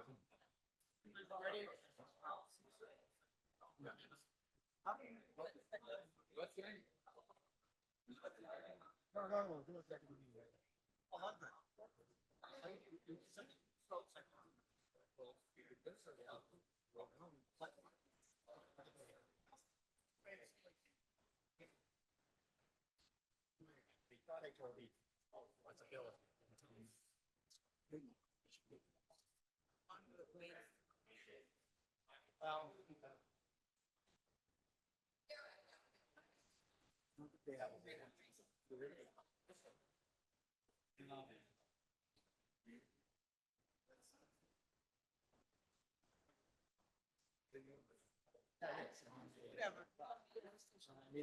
You talking about Aaron? She works.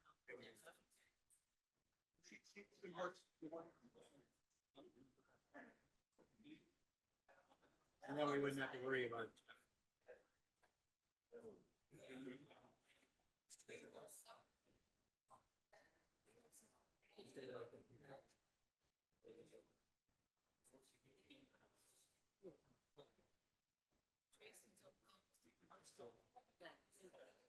But also take care of the refusal. The history of this.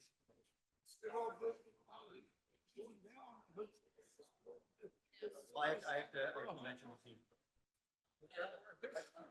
Everybody's afraid.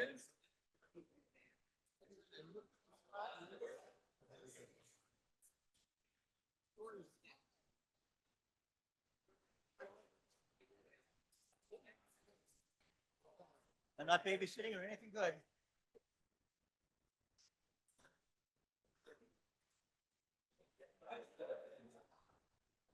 Nice to know the planets out of the parade. Place.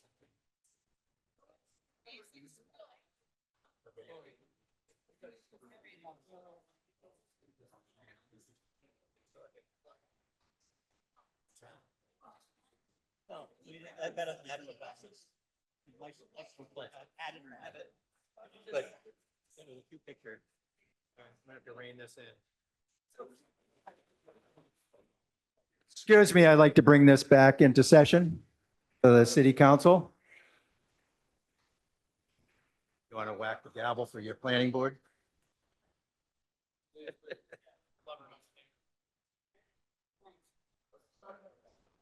City councilors, please take your seats.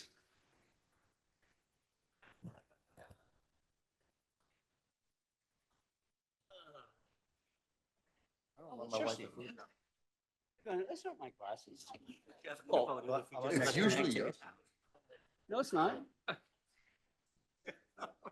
You wouldn't have Yeah, we can do that. I can't. Next Tuesday, can you make a meeting? Hey, Hank, you need to join us here. Can you? Oh, he's gonna bump this lady. Hey, Hank. Yeah. Okay. Everybody's available.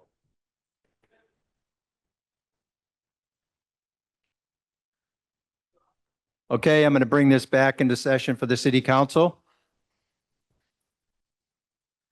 Well, we can.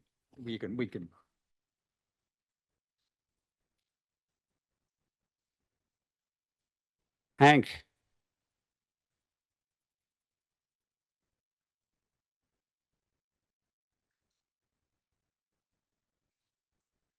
Where is he?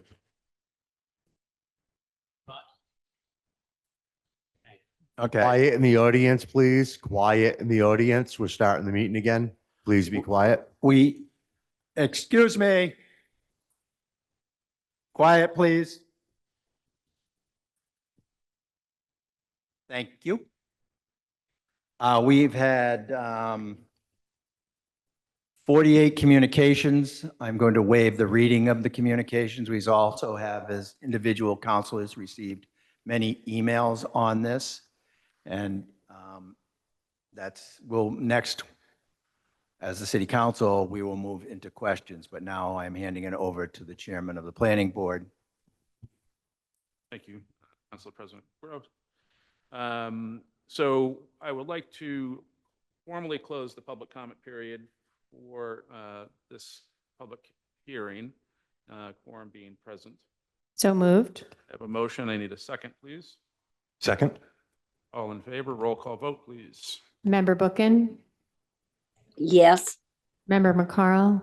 Member Henry? Yes. Member Remsen? Yes. Member Noonan? Yes. So next procedurally for us is any further discussion on the recommendation from the planning board to the city council on the referral of 3A. So at this point, if there are any questions for our consultant or for the planning director from planning board members, we can do so. If not, we can take the next step. I have no questions. Is the city attorney here? Because there's some question of the legality of the whole thing, and I'd kind of like to have that opinion. Yep, she's right behind you and approaching the bench. Good afternoon or good evening.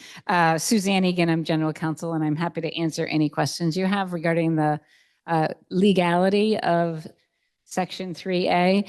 So thank you for asking that question, because it's important to note that in our own zoning ordinance, and it's Section 1.24 of our zoning ordinance, says that the requirements of Chapter 40A prevail over our zoning ordinance. So we derive our authority to adopt our zoning ordinance through Chapter 40A. Chapter 40A contains many provisions that tell us what we can and cannot do pursuant to zoning. So this provision of Section 3A is just consistent with that entire statutory framework, and it is completely within the ability of the state to legislate that, and then the city to comply with that law. Any other questions from planning board members? Beverly? No, thank you. Jane, did you want a statement?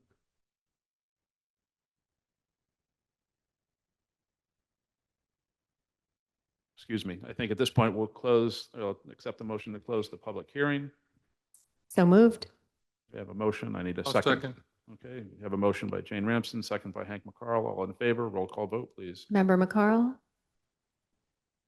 Hank? Yes. Member Henry? Yes. Member Remsen? Yes. Member Bookin? Yes. Member Noonan? Yes.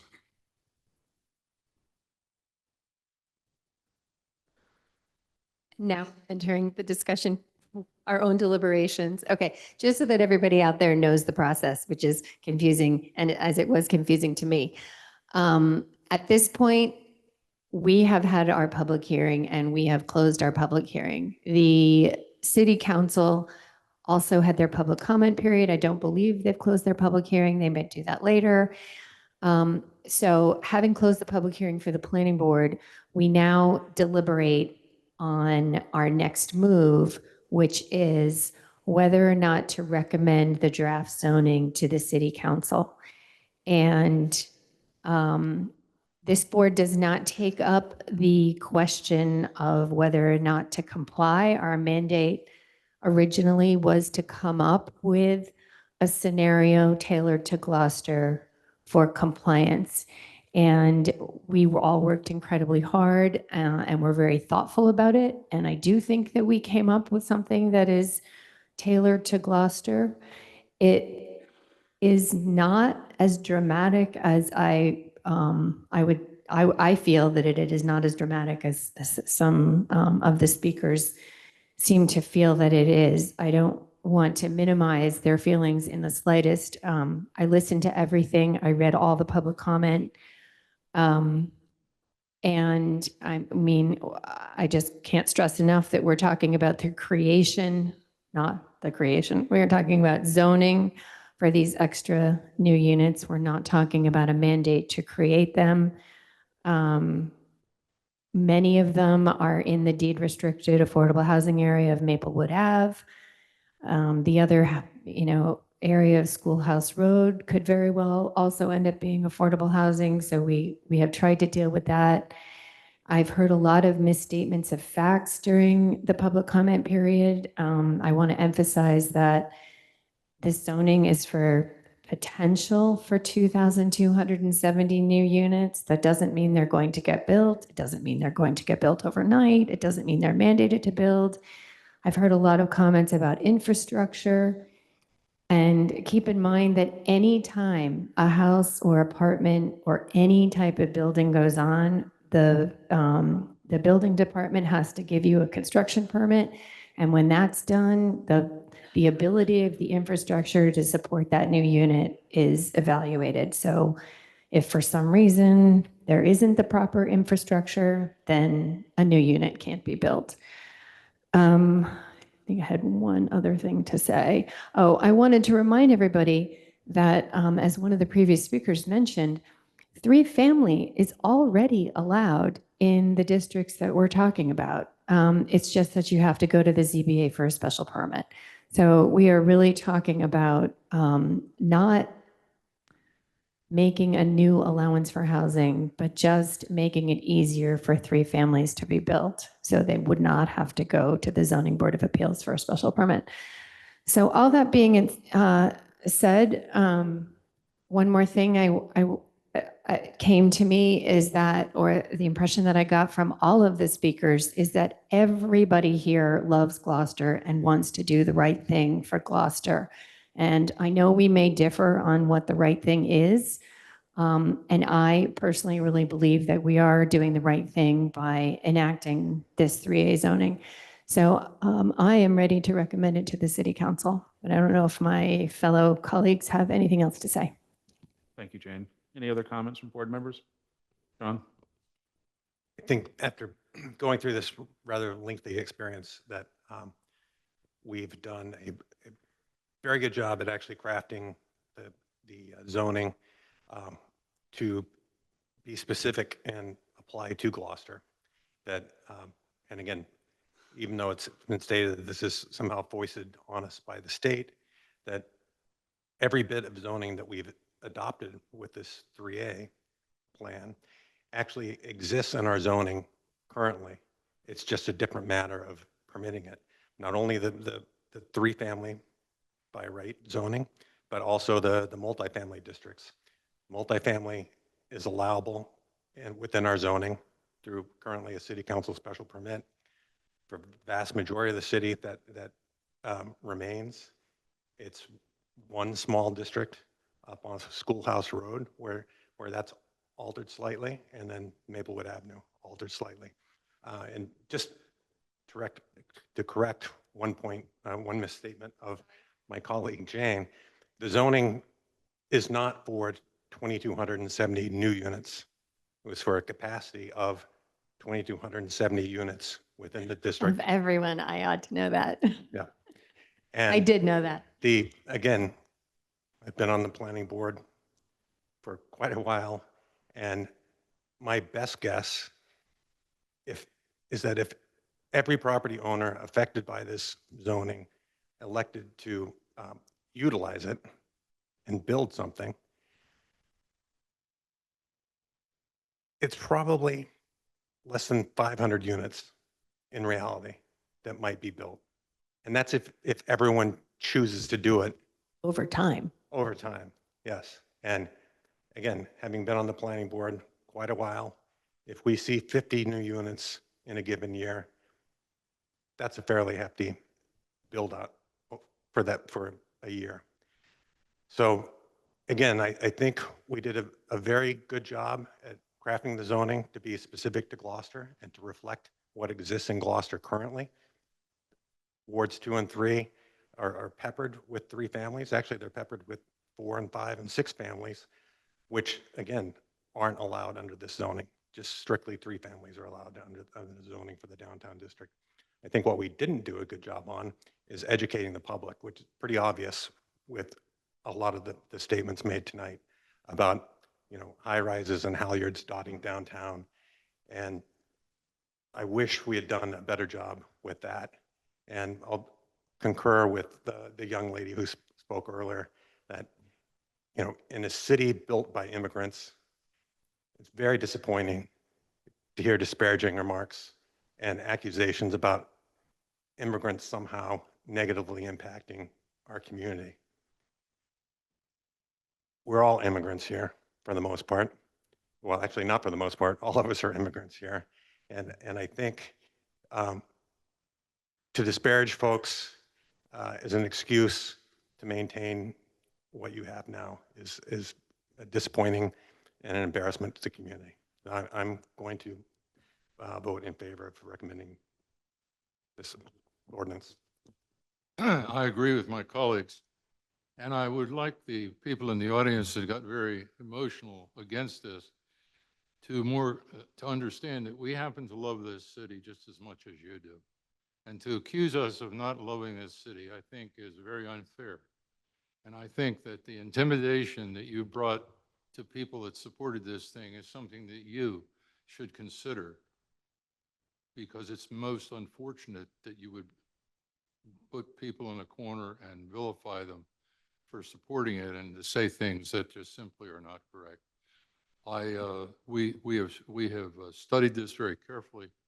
We have maintained in what we are voting on local control of what happens here. We are not asking for the construction of 2,000 or more units. We are simply saying we're trying to direct the reasonable places where this might be done over a period of time. And as my colleague has said, we'll be lucky if we get 500 units in the next 5 years, and we should hope that we could do that. It is not a strain on the infrastructure of this community, and it is not going to lead significantly to these many things that people have said about the traffic and the sewer and water and so forth. And for God's sake, look at your schools. Look at your schools and look at the numbers of students. And look at how that has diminished over the last 20 years. And the population of this city has gone down in the last 20 years as well. And the reasons for that is the lack of supply. It's not the lack of demand. That's what drives it up. So I'm voting in favor of this, and it's because I love Gloucester very deeply that I'm supporting it. Thank you. Thank you, Hank. Beverly, any comments? Well, my fellow board members have expressed my thoughts very well, so I don't have a whole lot to add, except I think that this is a modest proposal and that we've done a very tailored approach to looking at the characteristics of Gloucester. So the accusations of being forced upon us, one size fits all, I do not think is necessarily the case, but I would like to put it in perspective. I think Sean is exactly right that it may, if everybody who is eligible to implement this by right, every property owner, and chooses to do so, that maybe it'll be 400 or 500 units over an extended period of time. That's on a housing supply right now of about 15,000 housing units. It's about between 5 and 6%. So people coming and saying that it's going to overwhelm our infrastructure, destroy the character of our community, create untenable traffic impacts, have really exaggerated the extent of what is being proposed here. And in part, it's because it's very, very complicated. And so it's just easy to jump to conclusions that it's far more invasive than it is. So I also will stand in support. Okay, thank you very much. If there's no other questions or deliberation, I'll accept the motion. Yes, everybody bear with me because I have to read all the details. So I move that the planning board recommend to the city council the adoption of the amendments to the zoning ordinance to permit as of right multifamily uses in compliance with MGL Chapter 40A, Section 3A by deleting the existing Section 5.30 and inserting a new Section 5.30 Multifamily Overlay District, MFOD, and associated zoning map, both dated 9/4/2024. And by adding, quote, multifamily overlay district, MFOD, unquote, after, quote, VB, unquote, in section 5.11.3 parentheses 1. And by adding, quote, E, period, projects of 6 or more dwelling units in the Maplewood Avenue area and Schoolhouse Road area subdistricts of the multifamily overlay district, MFOD, close parentheses, in section 5.8.2, applicability of the site plan review ordinance. We have a motion made by Vice Chair Remsen. I need a second. Second. We have a second. Need a roll call vote, please. Member Bookin. Yes. Member McCarl. Yes. Member Henry. Yes. Member Remsen, yes. Member Noonan. Yes. Motion carries unanimously. Thank you. You keep your session open. Yeah. Okay. Now I would like to open it to questions from city councilors to either side, which Ms. O'Neill is the opposition. If there's a question for the opposition, the city is the proponent, and also the planning board is here for available questions if there's anything that needs to be directed towards them. Start with Councilor Benson. Yeah. I had a question for the opposition. Oh, yeah. For the tape, you have to really. Okay, yeah, sorry. I'm sharing a microphone here. So I had a question for the opposition, several, but I'll start here is, could you elaborate more of where you're getting the sources around land grabs, sovereignty, around sovereignty, city rights, home rule? Could you elaborate on that? And then I will ask a question to the city solicitor about the Dillon rule, specifically with municipalities, home rule, if you could elaborate on that afterwards. Yes, thank you. Home rule is on mass.gov. So that's where I got home rule. And sovereignty is we're giving up our sovereignty because we're giving it over to the state if that's what you elect to do. We're giving up our rights or our sovereignty to govern ourselves if you vote for this. And what was the other question? Specifically, my question is, how are we giving up our sovereignty as a municipality? By letting the state of Massachusetts dictate to us what we can and cannot do. Massachusetts home rule says we have the right, cities and towns have the right to govern themselves. And by giving up that right, that sovereignty, you're giving up your sovereignty. So you're giving up your rights to govern yourself. What would you say to with home rule? My understanding of home rule is the state will give us certain authority and we have to follow certain laws under the state. There are many state laws that we have to follow, specifically even with zoning. My understanding with 40A is there are certain things that we have to do around zoning. We have to follow like certain structures and certain things in many different aspects of 40A. So this is kind of, from my understanding, is this is just another portion of 40A. So with other portions of 40A, are we giving up our sovereignty there? So just curious on that front. And then I'll ask I'll bring in the solicitor because I have a question on her, if that's okay. Okay, I have only concentrated on 3A because I've read it numerous times and I don't want to make a mistake. So I don't know about the other sections of 40A. I can't speak to that. Good? Yeah, Okay, thanks. And Solicitor Egan, my understanding, and I'm not an attorney, but I look at the Dillon Rule, and that's something that's the federal government, and that speaks to states giving power to local governments. And also, you spoke a little bit to Ms. Hank's question regarding 40A. So I'm just curious if you could elaborate on that. Specifically, there are other guidelines that cities and towns across the Commonwealth have to follow with 40A, and not guidelines, but law, because 40A is a law and there's sections of that law. So let me clarify that if that makes sense. Yes, it does. So you're correct that 40A requires cities and towns, specifically Gloucester, right, to allow certain uses by either special permit or or as of right. It prohibits the city from adopting zoning ordinances that would not allow childcare facilities, would not allow religious institutions, would not allow nonprofit educational institutions. So that is a part of 40A right now. That's what the law says to the city. You cannot adopt an ordinance that would prohibit these types of uses. It also says that you may have special permits for certain other uses, and you shall allow certain uses by special permit. So the whole regulatory scheme, the way we adopt zoning is we look to 40A first and we say, what authority do we have as a city to adopt, to regulate certain uses, and where, how, and essentially what purpose are we regulating this use?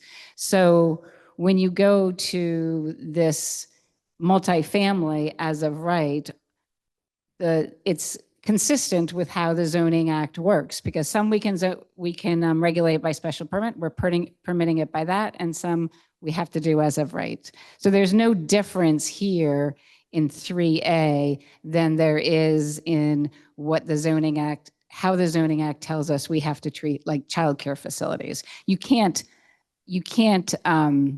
prohibit childcare facilities in your community. So that's a part of 3A.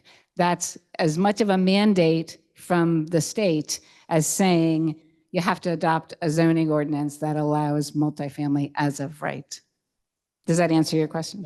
Does, and if you could answer and I'm going to try to ask this question, is the home rule and like what cities and towns can and cannot do with home rule, but the state, we have to follow state law even with home rule, correct? Yes, Yeah. so as we know, this is the United States of America, right? So the federal government is the supreme law of the land. We all have to comply with the federal government. States then can adopt laws, but they can't be inconsistent with the federal government, right? Because that law preempts state law. And then cities and towns, we have the authority to adopt laws, but we can't adopt laws that are inconsistent with the state law. And so home rule says you can adopt laws, but you can't do it inconsistently with what the state allows us to do, because that's where we derive our authority. Because as a municipal corporation, we're a legal entity created by statute, and we derive our authority from the Constitution. From the state Come from the state constitution, exactly. Yes. And then Last question. so that's I will ask a question later on. Thank you. Councilor Majota. Thank you for the home rule question. That was one of my questions. So I guess what I'm asking, I did ask you before, as we heard from the opposition, is that we are giving up our rights in this so-called zoning. Can the state force us to build?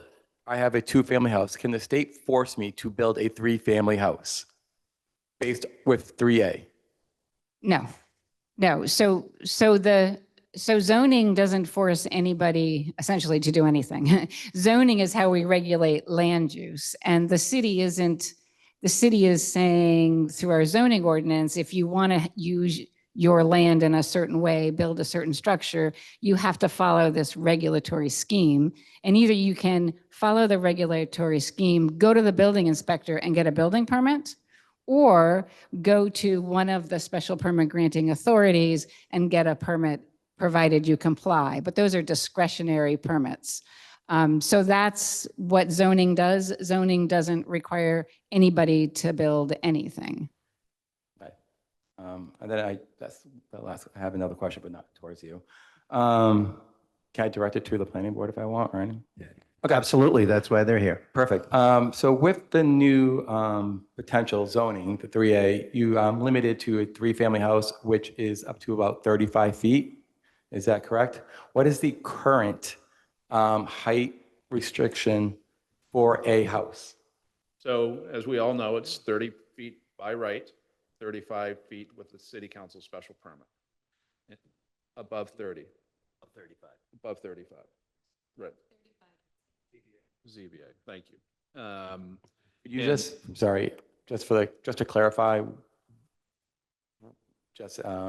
you're off the mic a little bit. I just want a clarification on is there going to be a difference between the 3A zoning and what is currently allowed to the city of Gloucester? So it was contemplated in the sub-districts that are making us comply with 3A, that, again, the underlying intent is to remove as many barriers from the permit granting authority. So you can't have conditions within your 3A districts. And so if you're having a 3-family and it's only, and you require a permit from the city council or from the ZBA, that would be considered an impediment, right? And so if you look at other towns in Massachusetts, which we did 4 years ago, 95% of them have 35 feet by right. And so this is more getting in line with what is appropriate for a building that might be a little bit taller. I mean, I don't know how tall your ceilings are in your house, but I like 8-foot ceilings, not 7-foot ceilings or 6-foot ceilings. So that was the only discussion around 35 feet by right. Just to answer your question super simply, 35 feet is currently allowed by special permit with the ZBA. Over 35 feet is allowed by special permit with the city council. 30 feet is allowed by right currently in that zone. And that has not changed with the zone. Okay.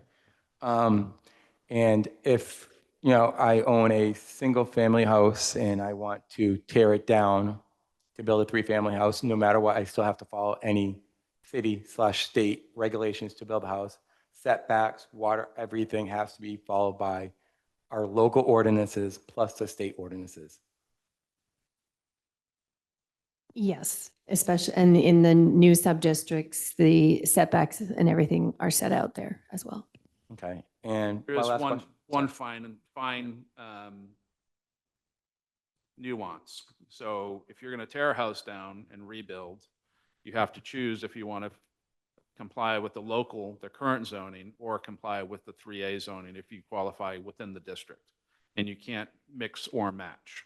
So you have to say, I want to be in the underlying district, or I want to be in the 3A district. If it's 3A and you're in that sub-district, then you have to comply with the regulations within 3A. And my last question, I guess, as a homeowner, I have the right to sort of sell my home as one. I own the place. Could a developer come in and buy a neighborhood and just make it into one single complex with this 3A zoning that could potentially be passed? No. No further questions. Questions? I have no further questions at this time, although I respect the questions that have been raised by Mr. Dillon and Mr. What's your name? Councilor Frank. Okay, Councilor Gilman? I have several, but So I'll start. Yep. So my first is to Greg Catamatore, and thank you to our planning director for being here once again for us. Can you elaborate on past comments on meeting that the more we add multifamily by right 3A zones outside the 0.5-mile areas from the train stations, the more we'll need to add additional density to the actual areas within the 0.5 circle from the train stations due to the 50-50 requirement. That seems to be repeated over and over again. Now the number tonight was 89%. So it would just be helpful if you could just give us another understanding of how that relates to what is in front of us today in terms of what we're looking at with the 50. Sure. And I might actually have Eric Halverson from RKG come up, because he's done this in a number of communities, is very familiar with the modeling. Didn't introduce myself, Greg Catamatore, Planning Director. So I think in just about every presentation, other than this evening, because I didn't have to make a presentation, we always kind of went back to those requirements that were given to the city, to every community. Again, they're a little bit different depending upon what type of infrastructure you have in terms of transit in the community, of what those requirements were that we had to meet. And at times, they really kind of make it difficult with a lot of the ideas that we did receive. It's difficult to kind of utilize the model to come up with the results that you have to satisfy. And one of those was that at some point, we'd have to arrive at having at least 50% of the area that we zone be within one of those 2 half-mile radii around train stations.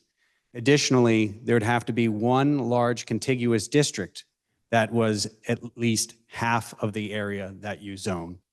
It also had to have half the number of units that you had to zone for as well.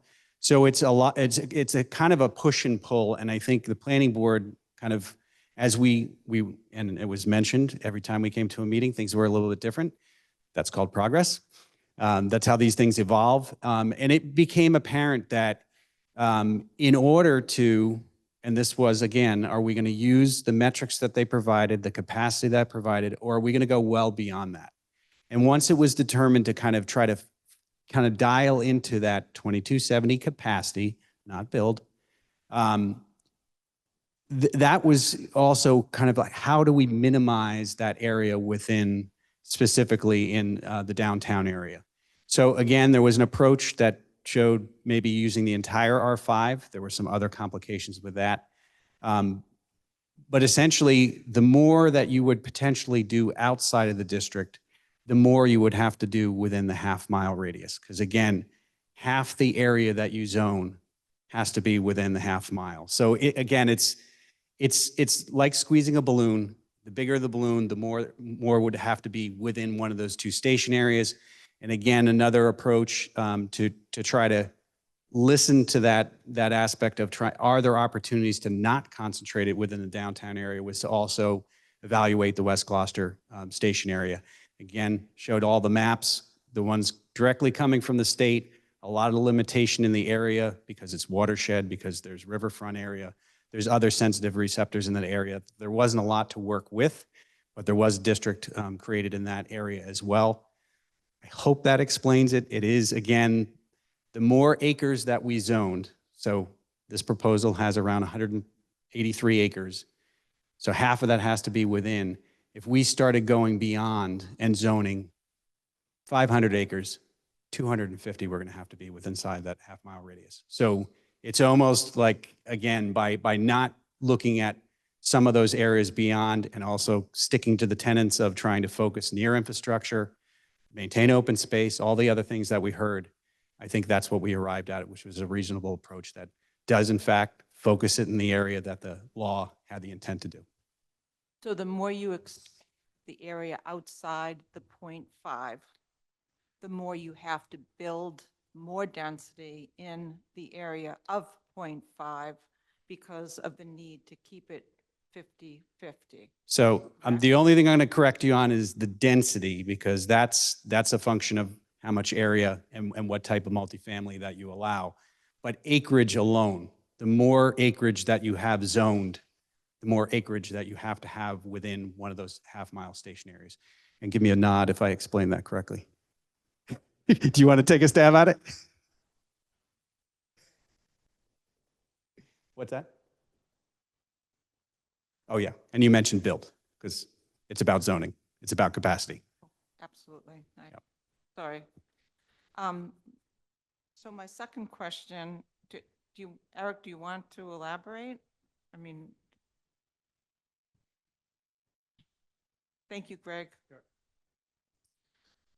Hi, everyone. Eric Halverson, principal with RKG Associates. I don't want to take too much time. I'm sure you have lots of questions, but so Greg is right on that. But the one tricky thing here was it was the number of units that needed to be within the two station areas was 50% of your total. So I think it was around a little over 1,100 units, I think, in total.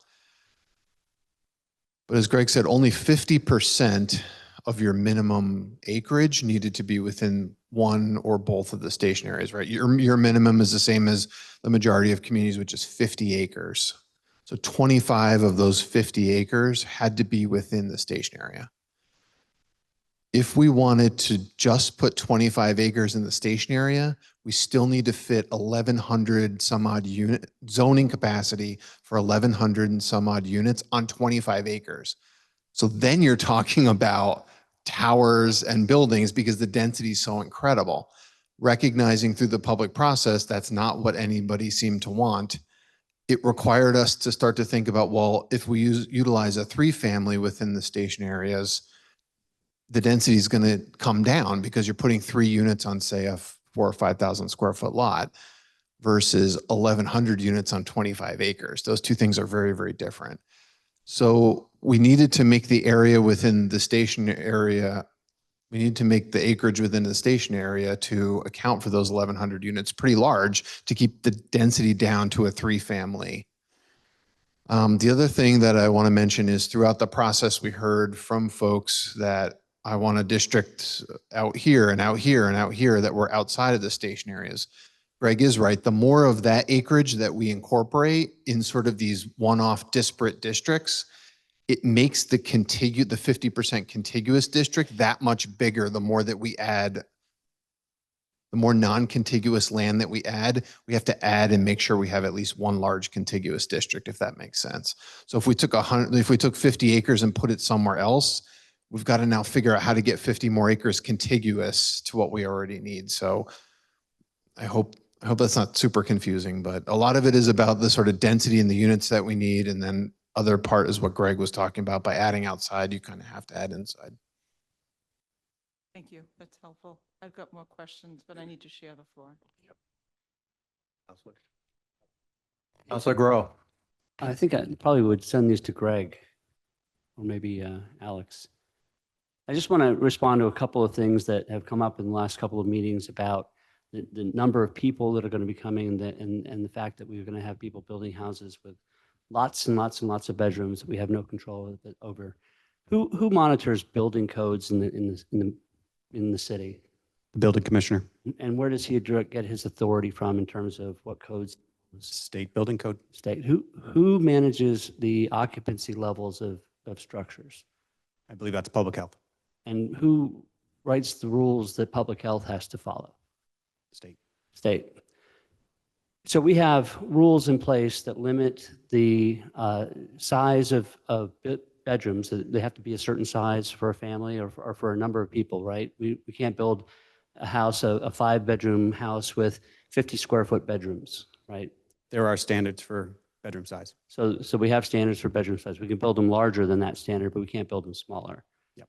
And we have occupancy levels for these homes as well in terms of how many people can live in a particular amount of space. I mean, there are health codes associated with occupancy. So if we're not looking at a random situation where people are going to be able to build whatever they want to. They can build a 3-unit multifamily that has to comply with certain building codes and certain Board of Health rules, correct? Correct. Okay. So I think that's pretty much it for now. I might ask something later.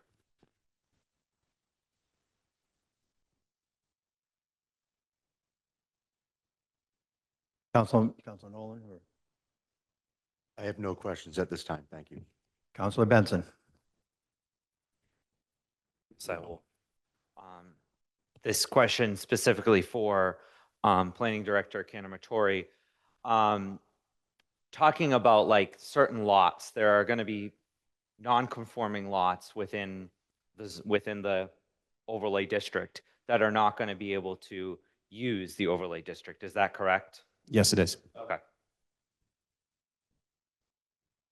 So they would have to then just to follow up now, realizing they're going to have to go and through the ZBA process if they wanted to convert a 1 to a 3 or a 2 to a 3 or build up on a building. Is that correct? Yes. So the ordinance is pretty explicit. If you don't meet the requirements, you can't take advantage of the as of right permitting process, and otherwise would have to follow the current city process, which would be, any potential variance needed for an undersized lot or a structure that is not within the setbacks, as well as a special permit for 3 families resides with the zoning board of appeals.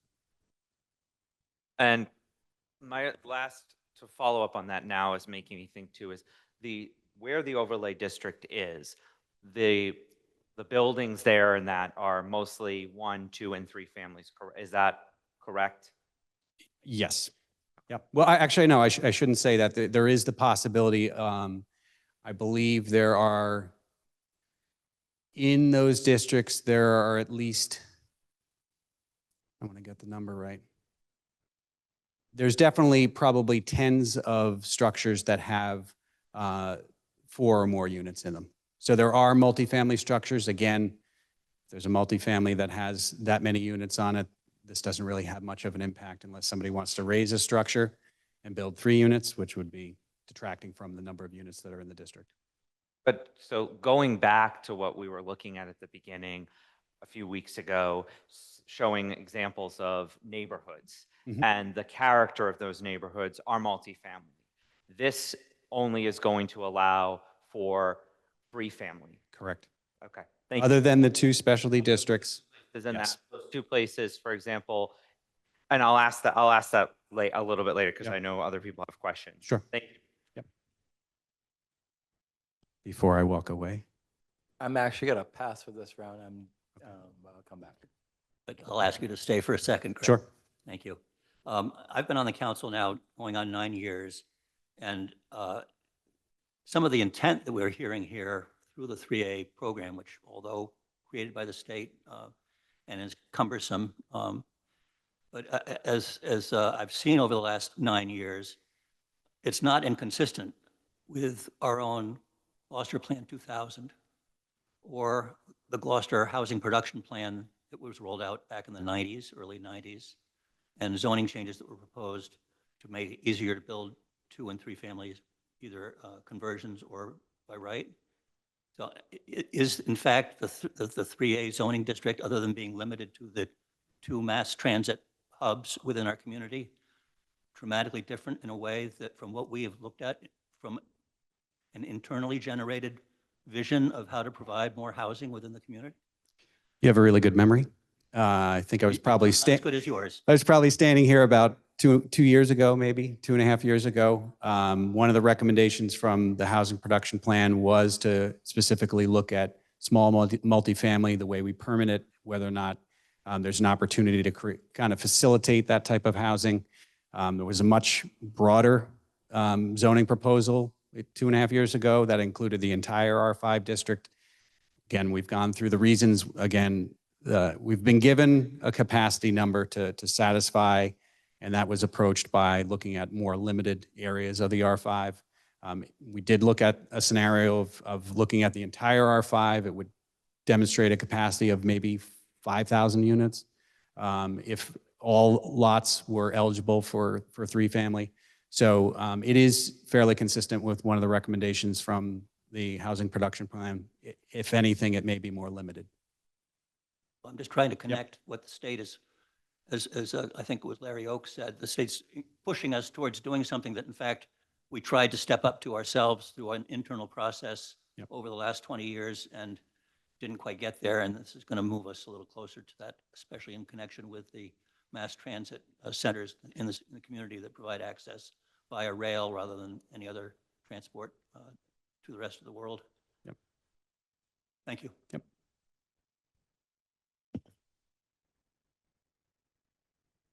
Council Gilman. Thank you.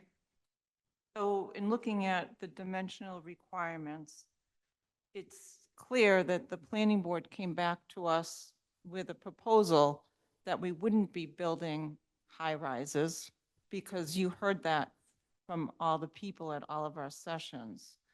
So you came back to us with 4 different zones. 2 of them cap out at 3-family by right with a height of no higher than 35 feet. And then 2 zones that capped out at 55 feet.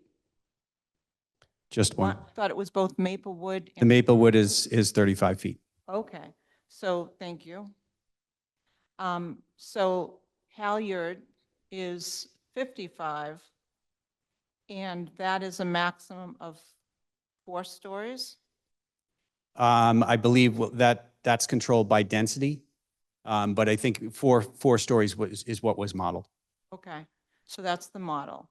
So people that have been talking about high rises, this plan is not allowing high rises, correct? Anything more than what we've just discussed right Correct. there. Okay, that's helpful.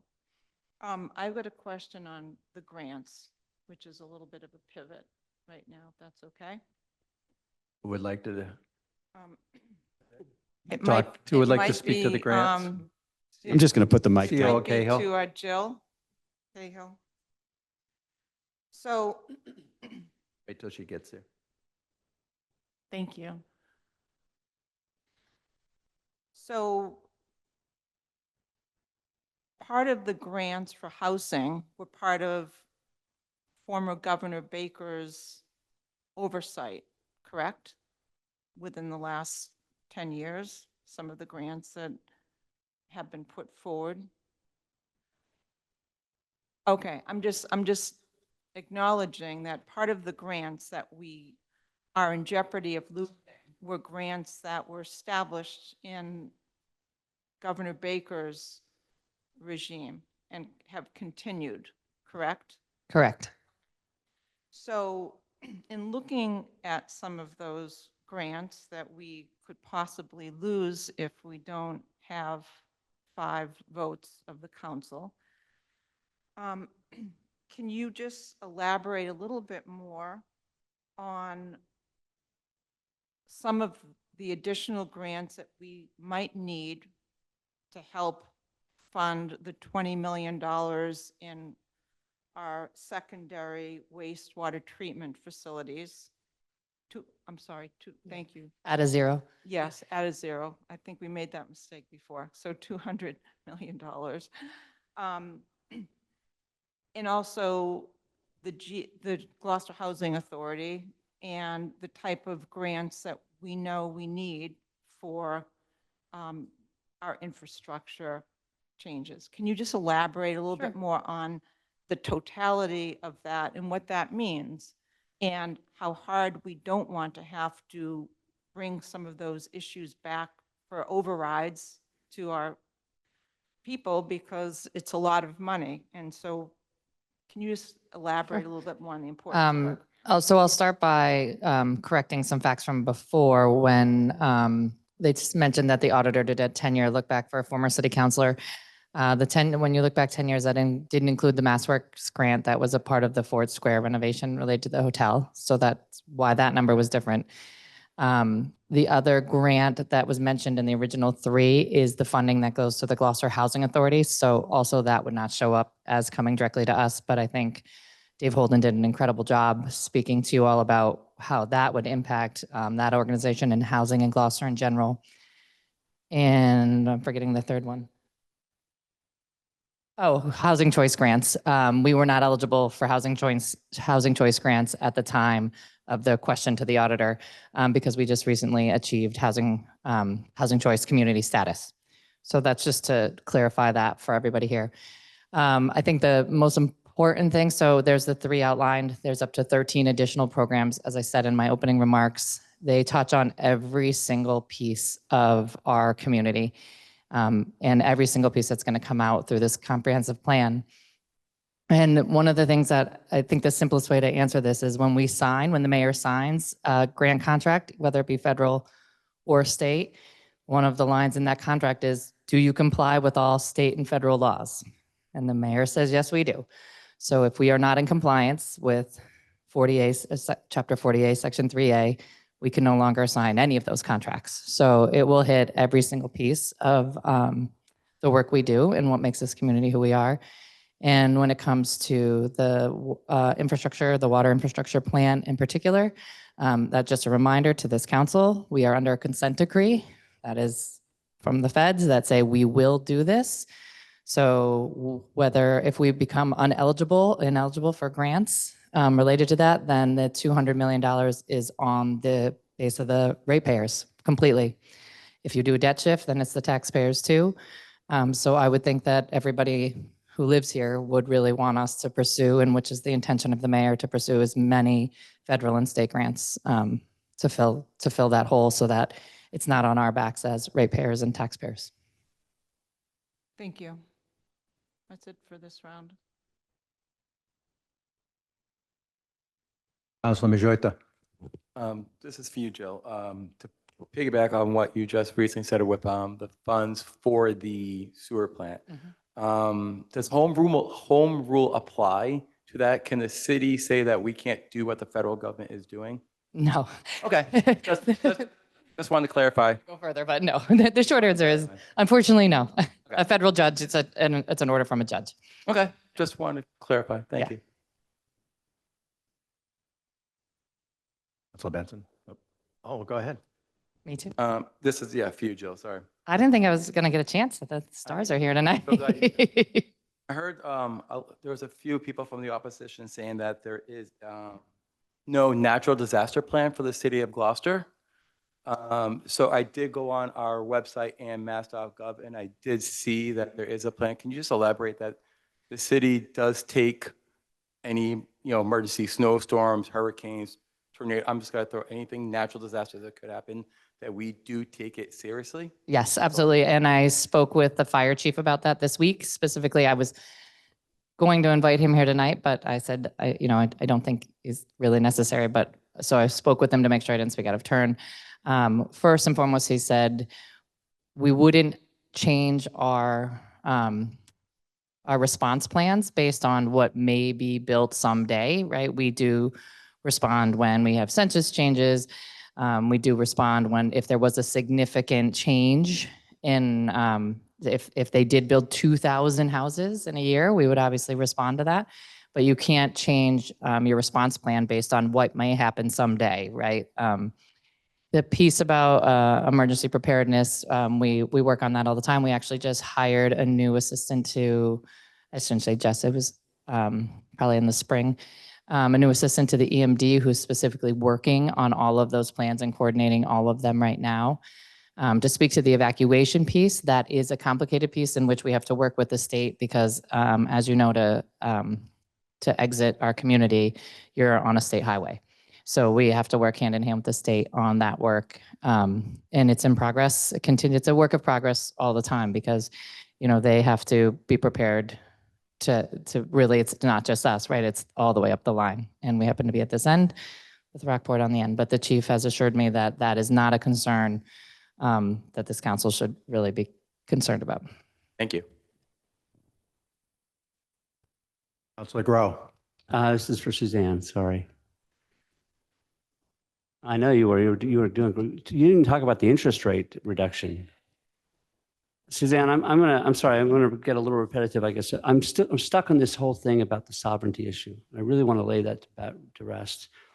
We currently, when we issue zoning amendments to our zoning ordinance, there's a checkoff sheet that we have to go through.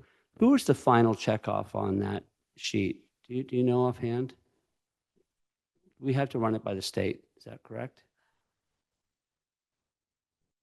As a city, so towns do. So any town that passes a zone, any type of bylaw does have to submit it to the Attorney General's office for approval. But we as a city do not have to do that. So we don't go through that process. So I think sovereignty is so we're a municipality, we're a local government, we are created by the state government. Sovereignty goes more to nation states, our sovereign nations, and but we're not a nation, we're a city. So we're a derivative from a nation state, right? So government is federal, state, local. Sovereignty, I don't think is a relevant issue here. It's not relevant because our zoning is enacted pursuant to Chapter 40A, the Zoning Act. It's not enacted through any inherent political or authority that the city has. And getting back to this issue of land rights and whether or not, is a property owner in these zones losing any land rights? Do they lose, is the state able to compel them to do anything with their property?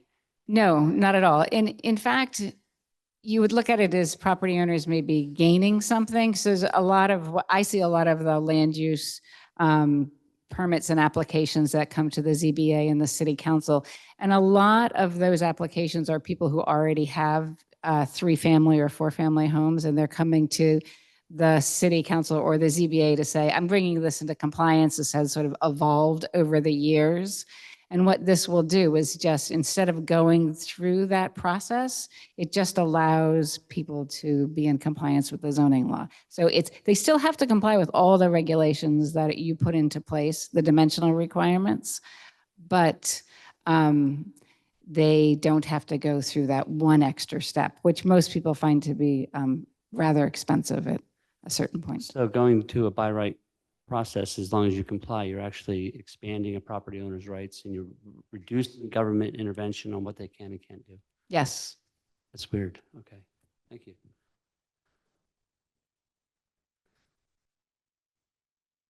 Councilor Benson. My question is to the opposition. Tracy, if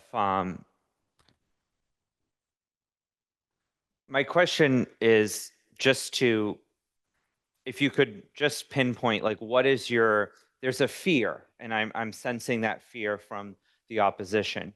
Could you just, in just a short snippet, just tell me what is that fear? No, I have to turn it on. Who shut it off? Everybody, so we save the battery. I-4C2, right? The empty lot down on Rogers Street. That's a part of a designated port area. That's controlled by the state. Nothing can happen on that piece of property without us going to the state and say, Mother, may I? Can we do this to this I-4? No, you can't. Can you do that? No, you can't, because the state controls that overlay district of the designated port area. And this is These districts are overlay districts that will be controlled by the state. You think you're going to have control. You're not. You're not. I don't believe it. Don't believe it. It's an overlay district controlled by the state. But it's from what we're understanding is it's an overlay district that we as a city are creating. If that's what I understand. Now, That the state is forcing us to do. well, what I will say is the state is telling us certain, and I'm not going to get into I don't think we can get into a back and forth. But my question is there's nothing, do you think there is something in this law that is going to take away your property rights? I think it's going to take away the city's rights. It's not going to take away my rights per se, but it's going to take away the city's rights because the state is going to control what happens in these overlay districts. There's no, that's the end of my sentence. I mean, that's it. The state will control it the same way that it controls I-4C2. Same way, same thing. Overlay district, controlled by the state. The question to the solicitor, if that's okay. Solicitor, and thank you, Tracy. And I appreciate your passion, and I think you love this city like everyone else here. My question for you is, when they were just talking about I-4C2, just so people understand, do we own, the city owns a portion of that, correct? Or? Owns, yes, we own that. So the designated port area is not a zoning overlay district. That's different than zoning. That's different. So that is a very important distinction. So we have the authority to create zoning, but the designated port area, that's a different regulatory scheme. And we do have input into that scheme. So the city does do that. That is something that the city has planned for and participates in, which is different than a zoning overlay district. And just to clarify, this zoning overlay district that we are creating, it's not a state zone. It's a city overlay district that we've created. Exactly. This doesn't involve the state at all. All it's doing is saying, this is how you're going to permit certain uses on your land, provided you comply with the dimensional requirements that are in the zoning ordinance. And talking about the designated port area, the city voluntarily entered into that, correct? Absolutely. Just for sort of a broad question, the state of Massachusetts owns land all over the state of Massachusetts, not just Gloucester, correct? So they have the right, the state has land in every probably city or town, correct? Yes. Yes, absolutely. Councilor Gilman. So I'm going to go back to something that Planning Board member McCarl touched upon, and that was the education issue. So, and this might be for Jill, if you don't mind, Jill. So if the capacity to zone is for 2270 units, the capacity, not the amount of units that we have to build. At the meeting, at the last public hearing, 2 weeks ago, Mr. Silva mentioned that if we approve 3A, that the cost of school budget would be around $10 million. But yet, we all know that the schools are, was 100 million? Was 100 million? I thought it was 10 million. I'm sorry. Okay. Okay. So thank you, Counselor. Oh, okay. So my point is, if the capacity to zone is for 2270 units and our schools are underpopulated, is that number I mean, is that number like inaccurate? Because it seems like it's not pertinent, but yet that was discussed at the last meeting, and people hear that number and they leave thinking that that is what that number is. Yeah, I mean, I feel 100% confident saying that is a not accurate number, particularly in light of the fact that fair housing laws say we can't say whether if families are going to be here, or elderly people are going to be here. Whoever would like to move to the community of Gloucester is welcome here in the community of Gloucester. And it is our job to provide the infrastructure and the education and the city services to those who live here. So yeah, I mean, it's fair to say that is inaccurate. And I think it's important. Member McCarl pointed out that our school population has decreased over time. The schools are built for much larger populations. So we have the capacity. And the final question that I have is again, based on the capacity issue. And there have been many comments that this is going to bring a third more people, actually, in a document that was sent out on September 9th to about 600 people, that this was going to bring a third more people to our city, which would be 40,000 instead of 30.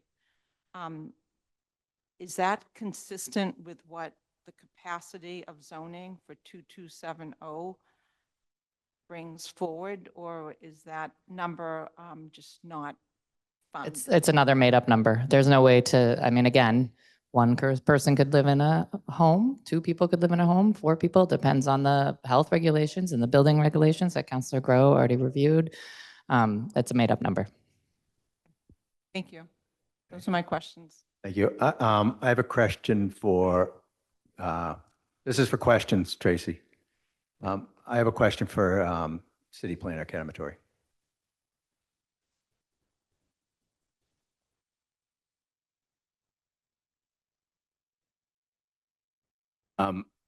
So the 227 number, 2227? 70. You forgot the zero. Yeah. I That was a television show a while ago. People got yeah, that. 227. Anyway, it is, that number is not based on, does not include the actual units that we have today. No, in the state's calculation, they are looking at empty lots. Correct. And we have to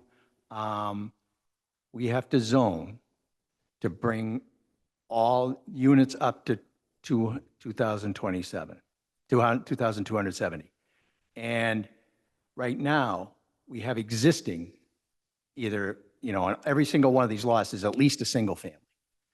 So many of them, as we have heard, have multifamilies of 3 or greater. And so there is, I think, a misconception that we are adding 2,270 more units, when in actuality, we are zoning for that, and many of those units already exist. Correct. There is a mix of, I think there's 8 vacant lots in these districts.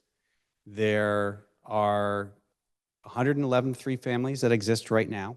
111. So there's 330 units that, again, someone could replace a 3 family.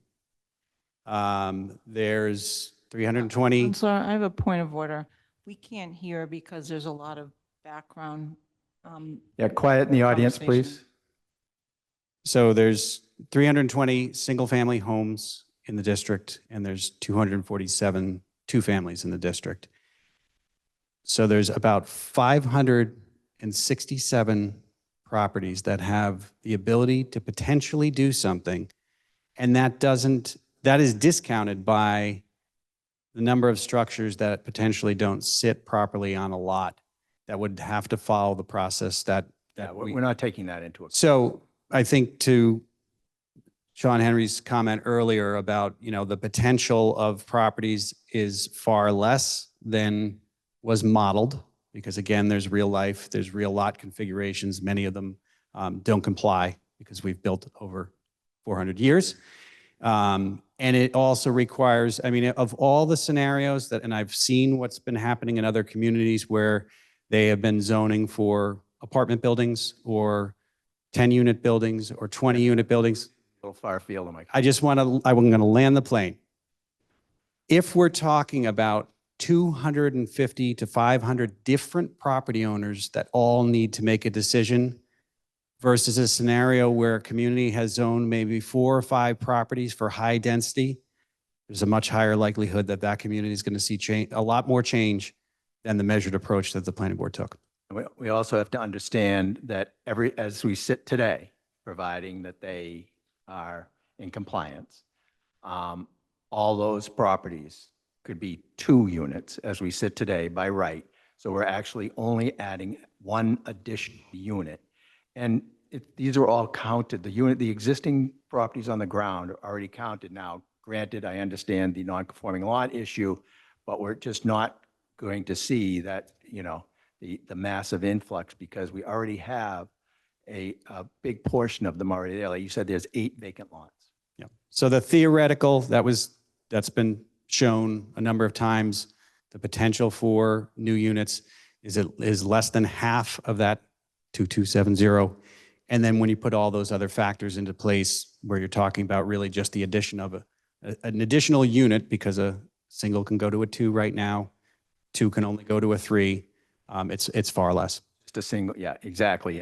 And I got to admit, it took me a little while to get my head around that too. So, but I just needed that to be made clear that, that the type of growth that we're hearing is just not, even if it was completely done, is not possible to fulfill the type of growth that we're hearing about. Yeah. Thank you. No, it's not because we already have it. They have to go before the zoning board of appeals if they're a non-conforming lot. Yeah. Thank you. Oh, boy. I know. Geez, I must have said something. We're going to go with Councilor Majorita first. Maybe I didn't. Greg, you're good. I'm sorry. Yeah. This is for, Into the microphone there, Councilor. this is for Suzanne. I know. Look closer. We hear a lot with the town of Milton or other cities, sort of, I'm going to say, just fighting this zoning.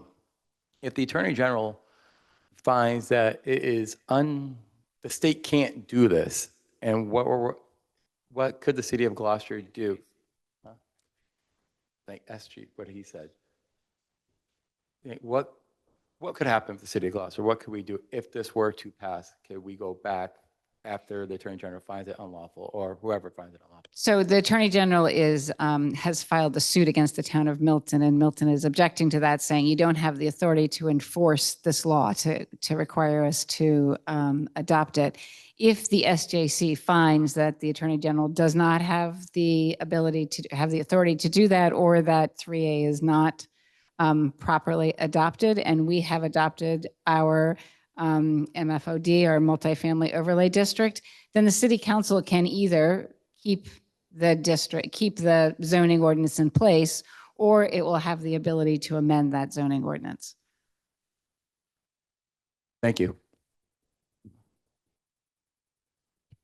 Just a quick question on it. If we kept it in place, or if we decided to change it, it would be without consequence, correct? I mean, if the SJC ruled that 3A was unconstitutional, then we could keep it or not keep it depending on our own desires. There just wouldn't be any consequences to no longer having it. Exactly. Yeah, so it's our order. It's our ordinance. Not the state's. Okay, quiet down over there.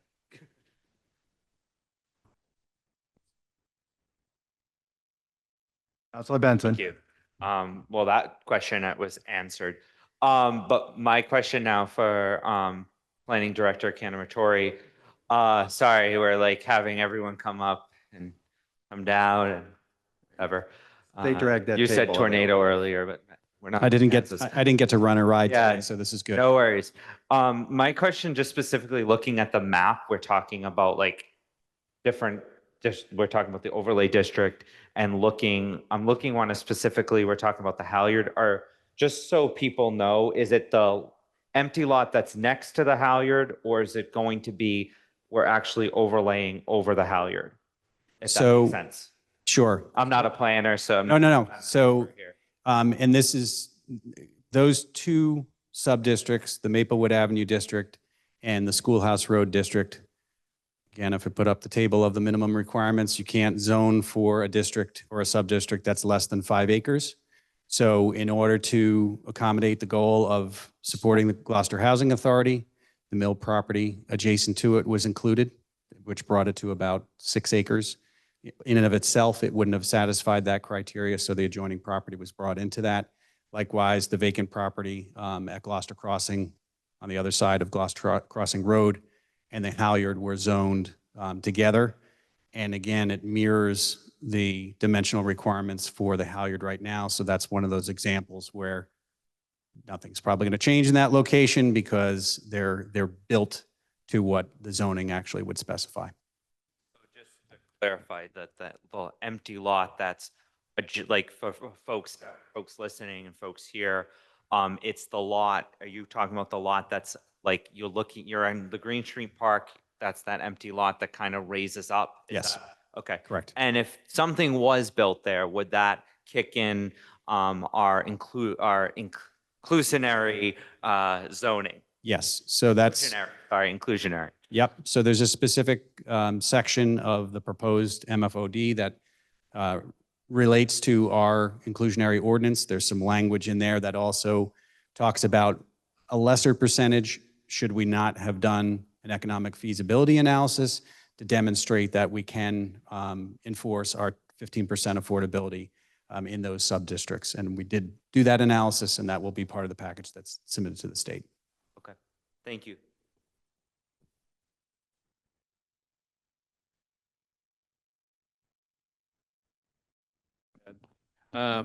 Those two districts that you were talking about, we actually had to apply and have approval by the state to get them included because technically they're outside of the half-mile radius. And so again, in response to the community, as far as affordability goes, you know, the idea of having something that's outside of the district included as a part of our 3A compliance package was approved by the state. So as we had mentioned, if something gets built on this lot that's across from Halyard, that would trigger in our inclusionary language, or you could make it a 55 and over, no different from the Middle Street YMCA project. So at the best that we could do is A, get it counted in, and B, have it count towards our compliance. When you said 55 and older, just understanding the 3A law, it cannot be age restrictive. So would that count? So it's outside of the district, Okay. right? And so, you know, I'll just clarify the nuance there. So one of the requirements is that you cannot have a portion of a property as a part of your 3A scenario unless it's approved. And to the point the chairman was making is there's nothing in this ordinance that prohibits someone from coming in with a project that potentially has, you know, potentially senior or over 55 or any other type of potential restriction that they self-impose in terms of affordability. There's nothing that we can put in the ordinance to require it. Correct. Correct. Thank you for the clarification. So and maybe just if the solicitor, if you could just quickly confirm that regarding when we looking at the 3A law and we're reading it and it talks about age restriction, it means if we were to zone that area and say that has to be for senior, that means it would not count, correct? Exactly. That wouldn't comply. If that was 55 and older. Exactly, We yep. want it to be assisted living for people over 60, whatever, Right. That wouldn't. for older adults. Thank you.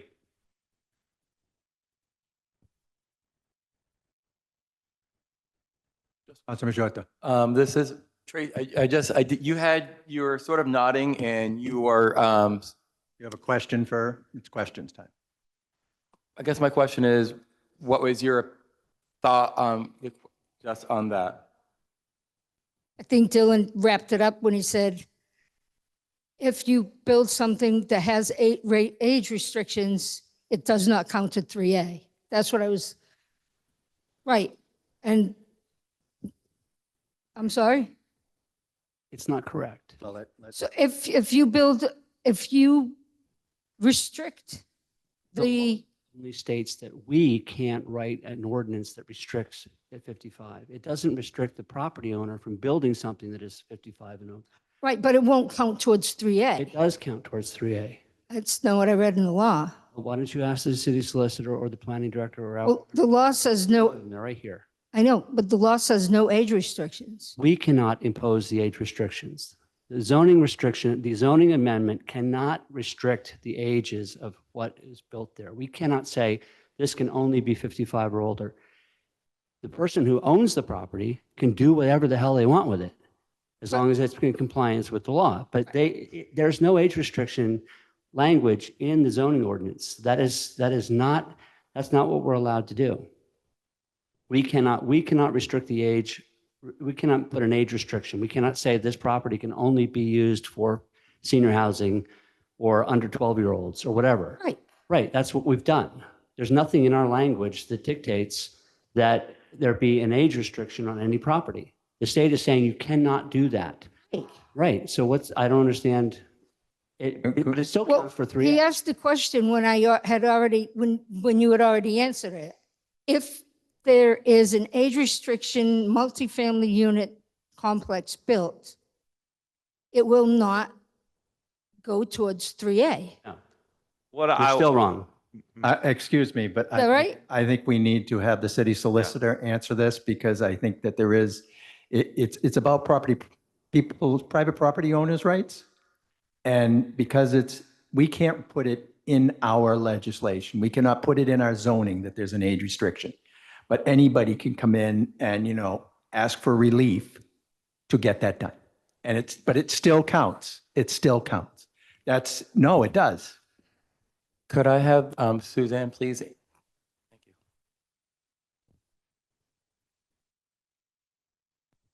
So what 3A says is that we cannot have an age restriction in our law, right? So our zoning ordinance does not have any age restriction whatsoever.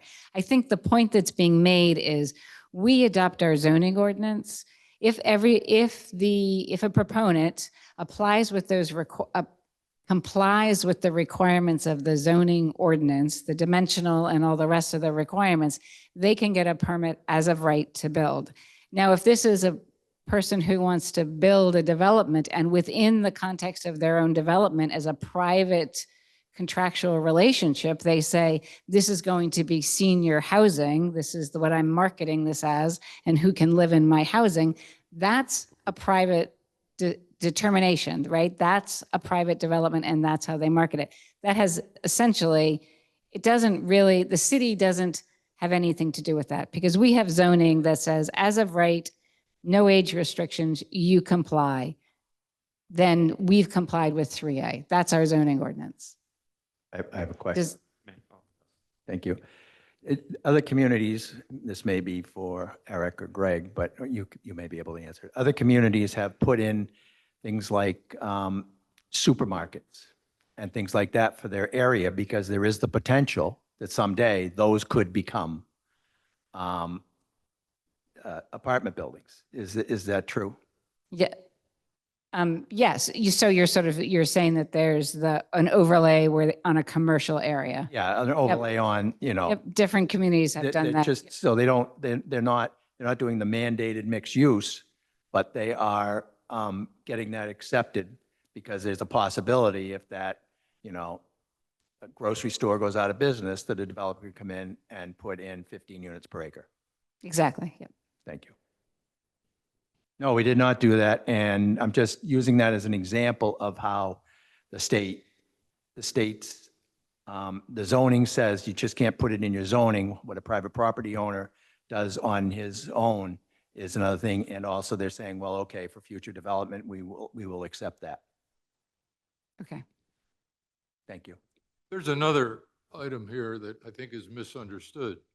If we put an overlay district in, it's our overlay. The state does not control what goes on. We control what goes on under our overlay district.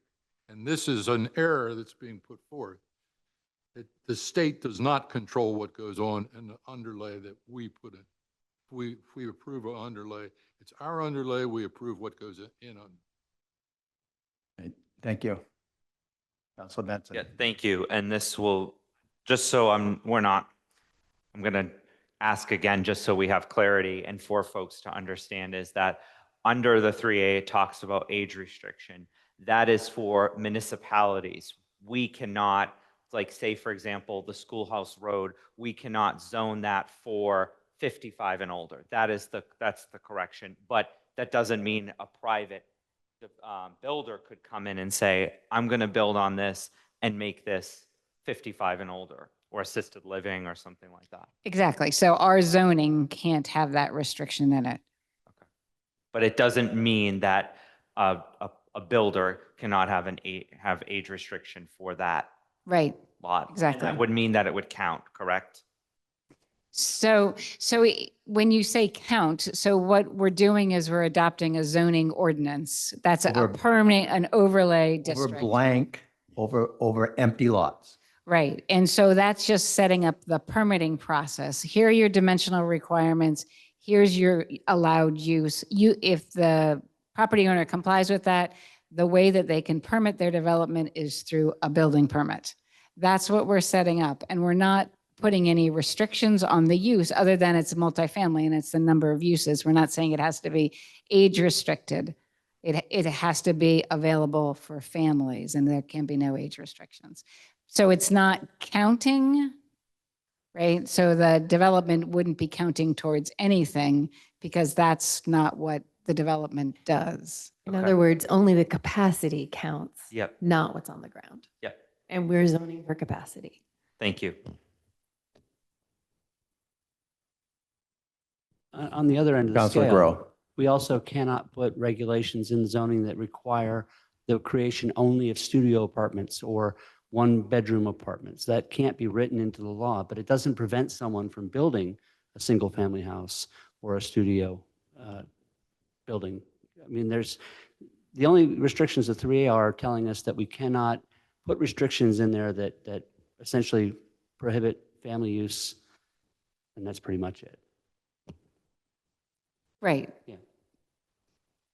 Right. I mean, the overlay district is for multifamily housing. So you would only exercise rights under the multifamily overlay district if you're putting in multifamily housing. You wouldn't be doing it for a single family home.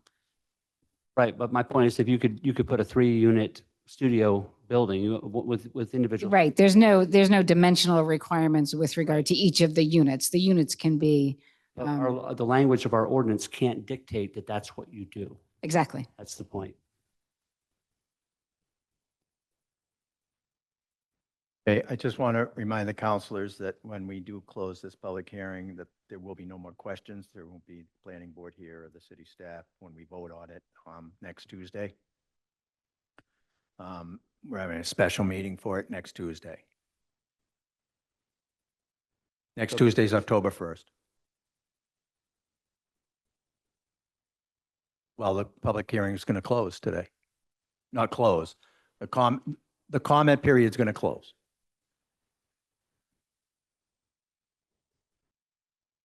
I think we've had about a year to absorb it. And no, we're not closing the public hearing because we have to have, we'll close the public hearing tonight. We'll have the vote afterwards, yes. And I just want everybody to make sure that they have all their questions answered tonight. And I'm going to ask one more question. Sorry, Greg, you're up.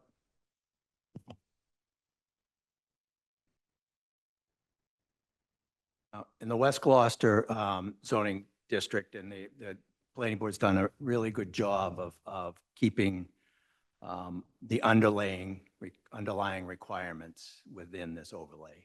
But in that one, they went to parking to 1 from 1.5. Mm-hmm. Now, all the other, that's today, it's 1.5 and it's an R20 district. Correct. And we have many lots in R20 district. And the rationale that I heard when I listened to that meeting was it's because it was a fraction. and you'd have, you can't have 4.5 spaces. But all over the rest of the city, if somebody comes in for a 3-family, they still have that fraction. So how do we deal with that fraction? So it's currently 1 space per dwelling unit in the R5. In the R5, I'm talking about the West Gloucester. Yeah, and so I think part of the discussion line of that, the minimum lot size was reduced. Most of the other dimensional requirements were kept. And so it's kind of consistent. If a 3-family has the capacity for 3 spaces in the R5 district, this is not that much bigger of a lot. Again, when we talk about what we can and can't put in an ordinance, this is a minimum requirement. It doesn't mean that somebody may not want to create more parking depending upon the type of unit that they might construct, whether it's a 1-bedroom, a 2-bedroom, they might want to have additional parking for it. But again, it's a minimum requirement that was put in place. Right. Well, they're all minimum requirements, but. Right. Well, some of them are maximum requirements. Height is a maximum. Well, but what do you do in the other R20 districts where there's a 1.5 and it's a 3-family? Yeah. How do you average that out? So if it's basically, it rounds up. Rounds up. Yep. So it'd be 5. Yep. Okay, thank you. Yep. Everybody good? All right, let me take a look at what we do for, I just want to look and see where we are. Well, we usually have the standing committee reports, but we're not going to have the vote. We'll do standing group. We just We have close the discussion. standing committee, then discussion. Right. So we can close tonight. I want everybody to know next Tuesday. So I am going to close this public hearing. Chairman Noonan, do you want to close your public hearing? Oh, you did? Okay, great. Just a couple of notes. I would like to, and it's too bad, I appreciate everybody who's stayed and particularly the people in opposition, but I'm really kind of disappointed that we listened to a point of view, but then our points of view or our questions were never heard by people who just left the hall after they were done speaking. That's I don't find, democracy is a participatory sport, and sometimes it takes a long time. There's extra innings. And also, to address the issue of Councilor Worthley and Councilor Grace's recusal, they were the ones who went to the Ethics Commission. We did not eliminate them. We are sorry that this unfortunate thing happened. None of us here wanted to see them not sitting at this dais. It is a very unfortunate thing, but they initiated that conversation with ethics. No one else did. And I just want that very understood. And Councilor Groh. I just want to, if I could be indulged for just a moment, to thank the planning board for all the work that you've been doing over the last year plus.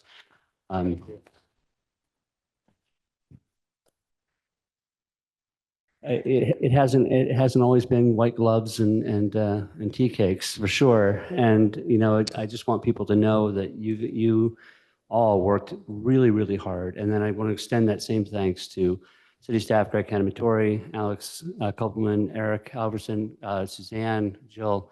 However things go next week, you're not going to be here, so you don't get to hear this in person. As a planning development, did I miss somebody? Greg Canamatore. Yeah, I got him. As planning and development chairman, we've had the extra treat of having you multiple times in front of us for this whole thing.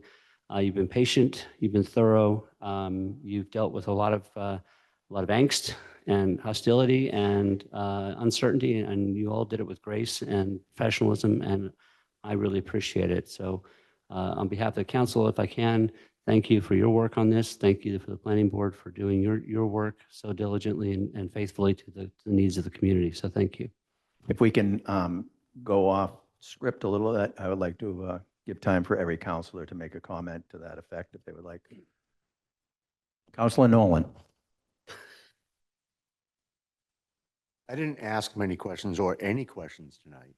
And the reason is that for the last year and a half, I've been listening to well-prepared, well-run meetings throughout the city from the administration, the planning directors, the planning board, and um, P&D. Everything that has been gone through, we've read. I've read all the stuff. I've watched meetings, went through things. I spoke with Sean Henry on countless different questions that I've had and was answered. I've worked with other organizations in the city, with the NFA and great, wonderful people. I've spoken to a lot of neighbors in the neighborhood, a lot of friends. I didn't have any questions because I think that everything was answered tonight. There was a few things I would have asked, but through Councilor Benson, Majota, and Grow, and Gilman, they touched on everything. And I think that we're going into a situation when we vote that we're going to be well prepared and well versed, and we have another week for people to talk to us to get our decisions. But the guidelines and the base that was put before us with P&D, the planning board, and the city administration has definitely been very clear and open for everybody to have their dialogue. And you guys all deserve a round of applause. Thank you. Go down the line. Councilor Gilman. He had his turn. Thank you. He's all done. So Stick him with it. one of the things that I've been impressed with throughout this process and being on planning and development, I've been right there sitting at the table at several additional meetings, is your willingness to listen to the community. And you actually made a lot of changes to your recommendations over time, having listened to the community in terms of how high they wanted buildings to be and what was practicable, how dense. I mean, you worked really hard at making the right decisions based on listening. So that is a huge kudo to you all, and of course the whole team over there, because you are absolutely resilient and you came up with something that I think is very fair to what people have been saying in the community. So I ask people in the community who maybe are leaving feeling like they're really confused is to go back and look at our documentation and look at the ordinance that's in front of us and look at the practicability of what it is versus what people are saying it is, because that's really important. And I totally appreciate and respect all of your hard work because it's been quite a journey. So next Tuesday, and I also want to, before we adjourn, is to announce that today is Sean Nolan's birthday. 25. No cupcake? You are awesome. We didn't get you anything. Happy birthday. Councilor Memard. Again, I would say that I believe that this has been a very well managed and thoughtful and inclusive process. I don't think we've rushed into anything. In fact, as I said before, I think it is consistent with our own 25-year planning process in terms of the priorities of this city. If we can create some more 2- and 3-family housing within the community and within these MBTA serviced areas, that's a win. It's a win for all of us, for our kids, for our grandparents, for ourselves as we retire. It makes sense. It just makes good fiscal and community sense. And I don't think that it's in any way going to disrupt the fabric of our community. I think what we've done here is, as a process, is recognize Gloucester's uniqueness and create we fit the pieces into the jigsaw puzzle in a way that fits Gloucester. And I think that's important. It's a tribute to everyone here. So thank you.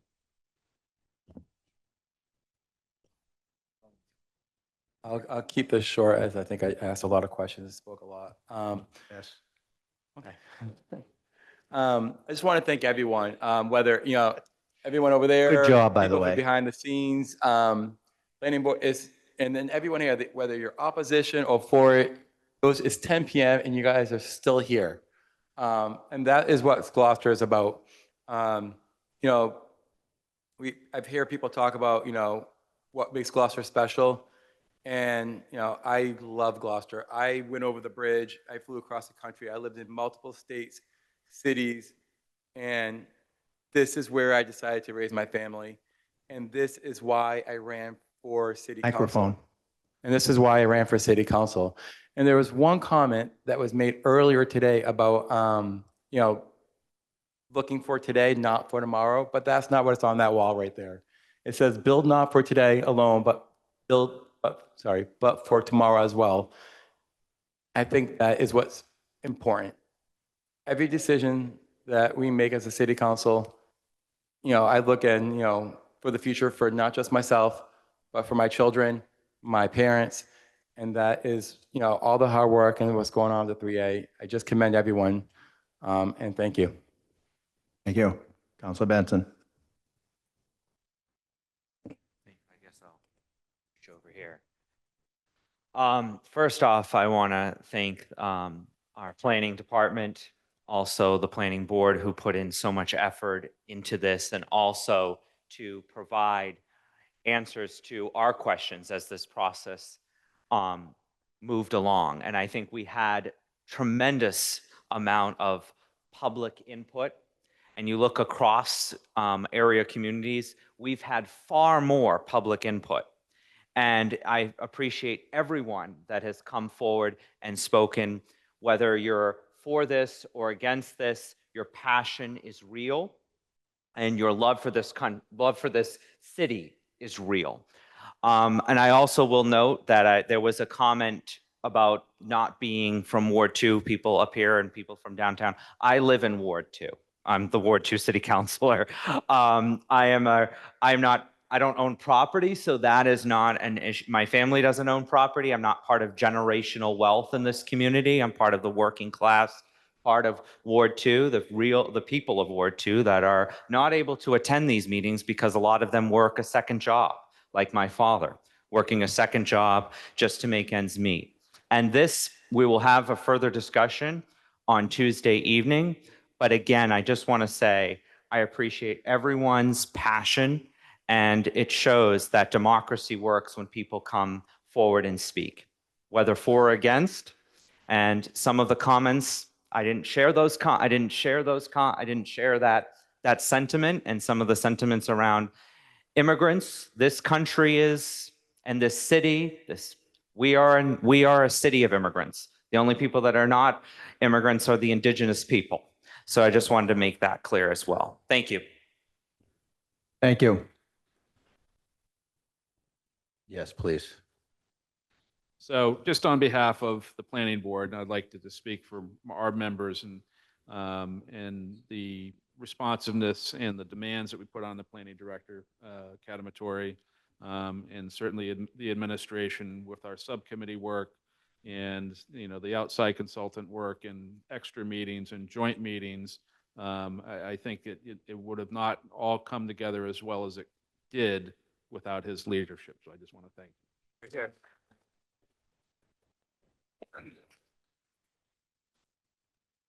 I haven't gotten in on the group hug yet, but I understand the passion. It would be my hope that the understanding of what is before us was greater, but it's a complex issue that it took me a while to grasp.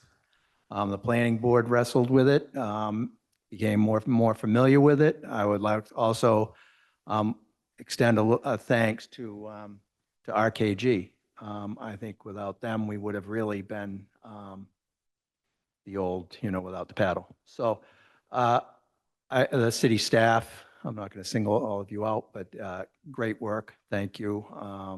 Just to be able to get to this point. That's all we're at. We're at this point. There's no votes taken tonight. We have a week to contemplate what we've heard, and we will be voting on it. And we will have a discussion after the motion's made, but it's an internal discussion. And I would just like to thank everyone who spoke, both in favor and in opposition, for coming in. So thank you all. Motion to adjourn? So moved. Second. Motion made by Councilor Gross, seconded by Councilor Gilman. All those in favor? Aye. Aye. Hi, John Boy. Hank, I know. What? Name tags? Yeah, we didn't, no, we didn't adjourn. Motion to adjourn. Okay. The motion, I need a second. Second. All in favor? Yeah, do we need to roll call? You Aye. need to roll call. Aye. No, she's not. I'm not here. there. Yeah, see, I'm here. You got to do roll call. She's there. Roll call vote. Member Bookin. Yes. Member Henry. Yes. Member McCarl.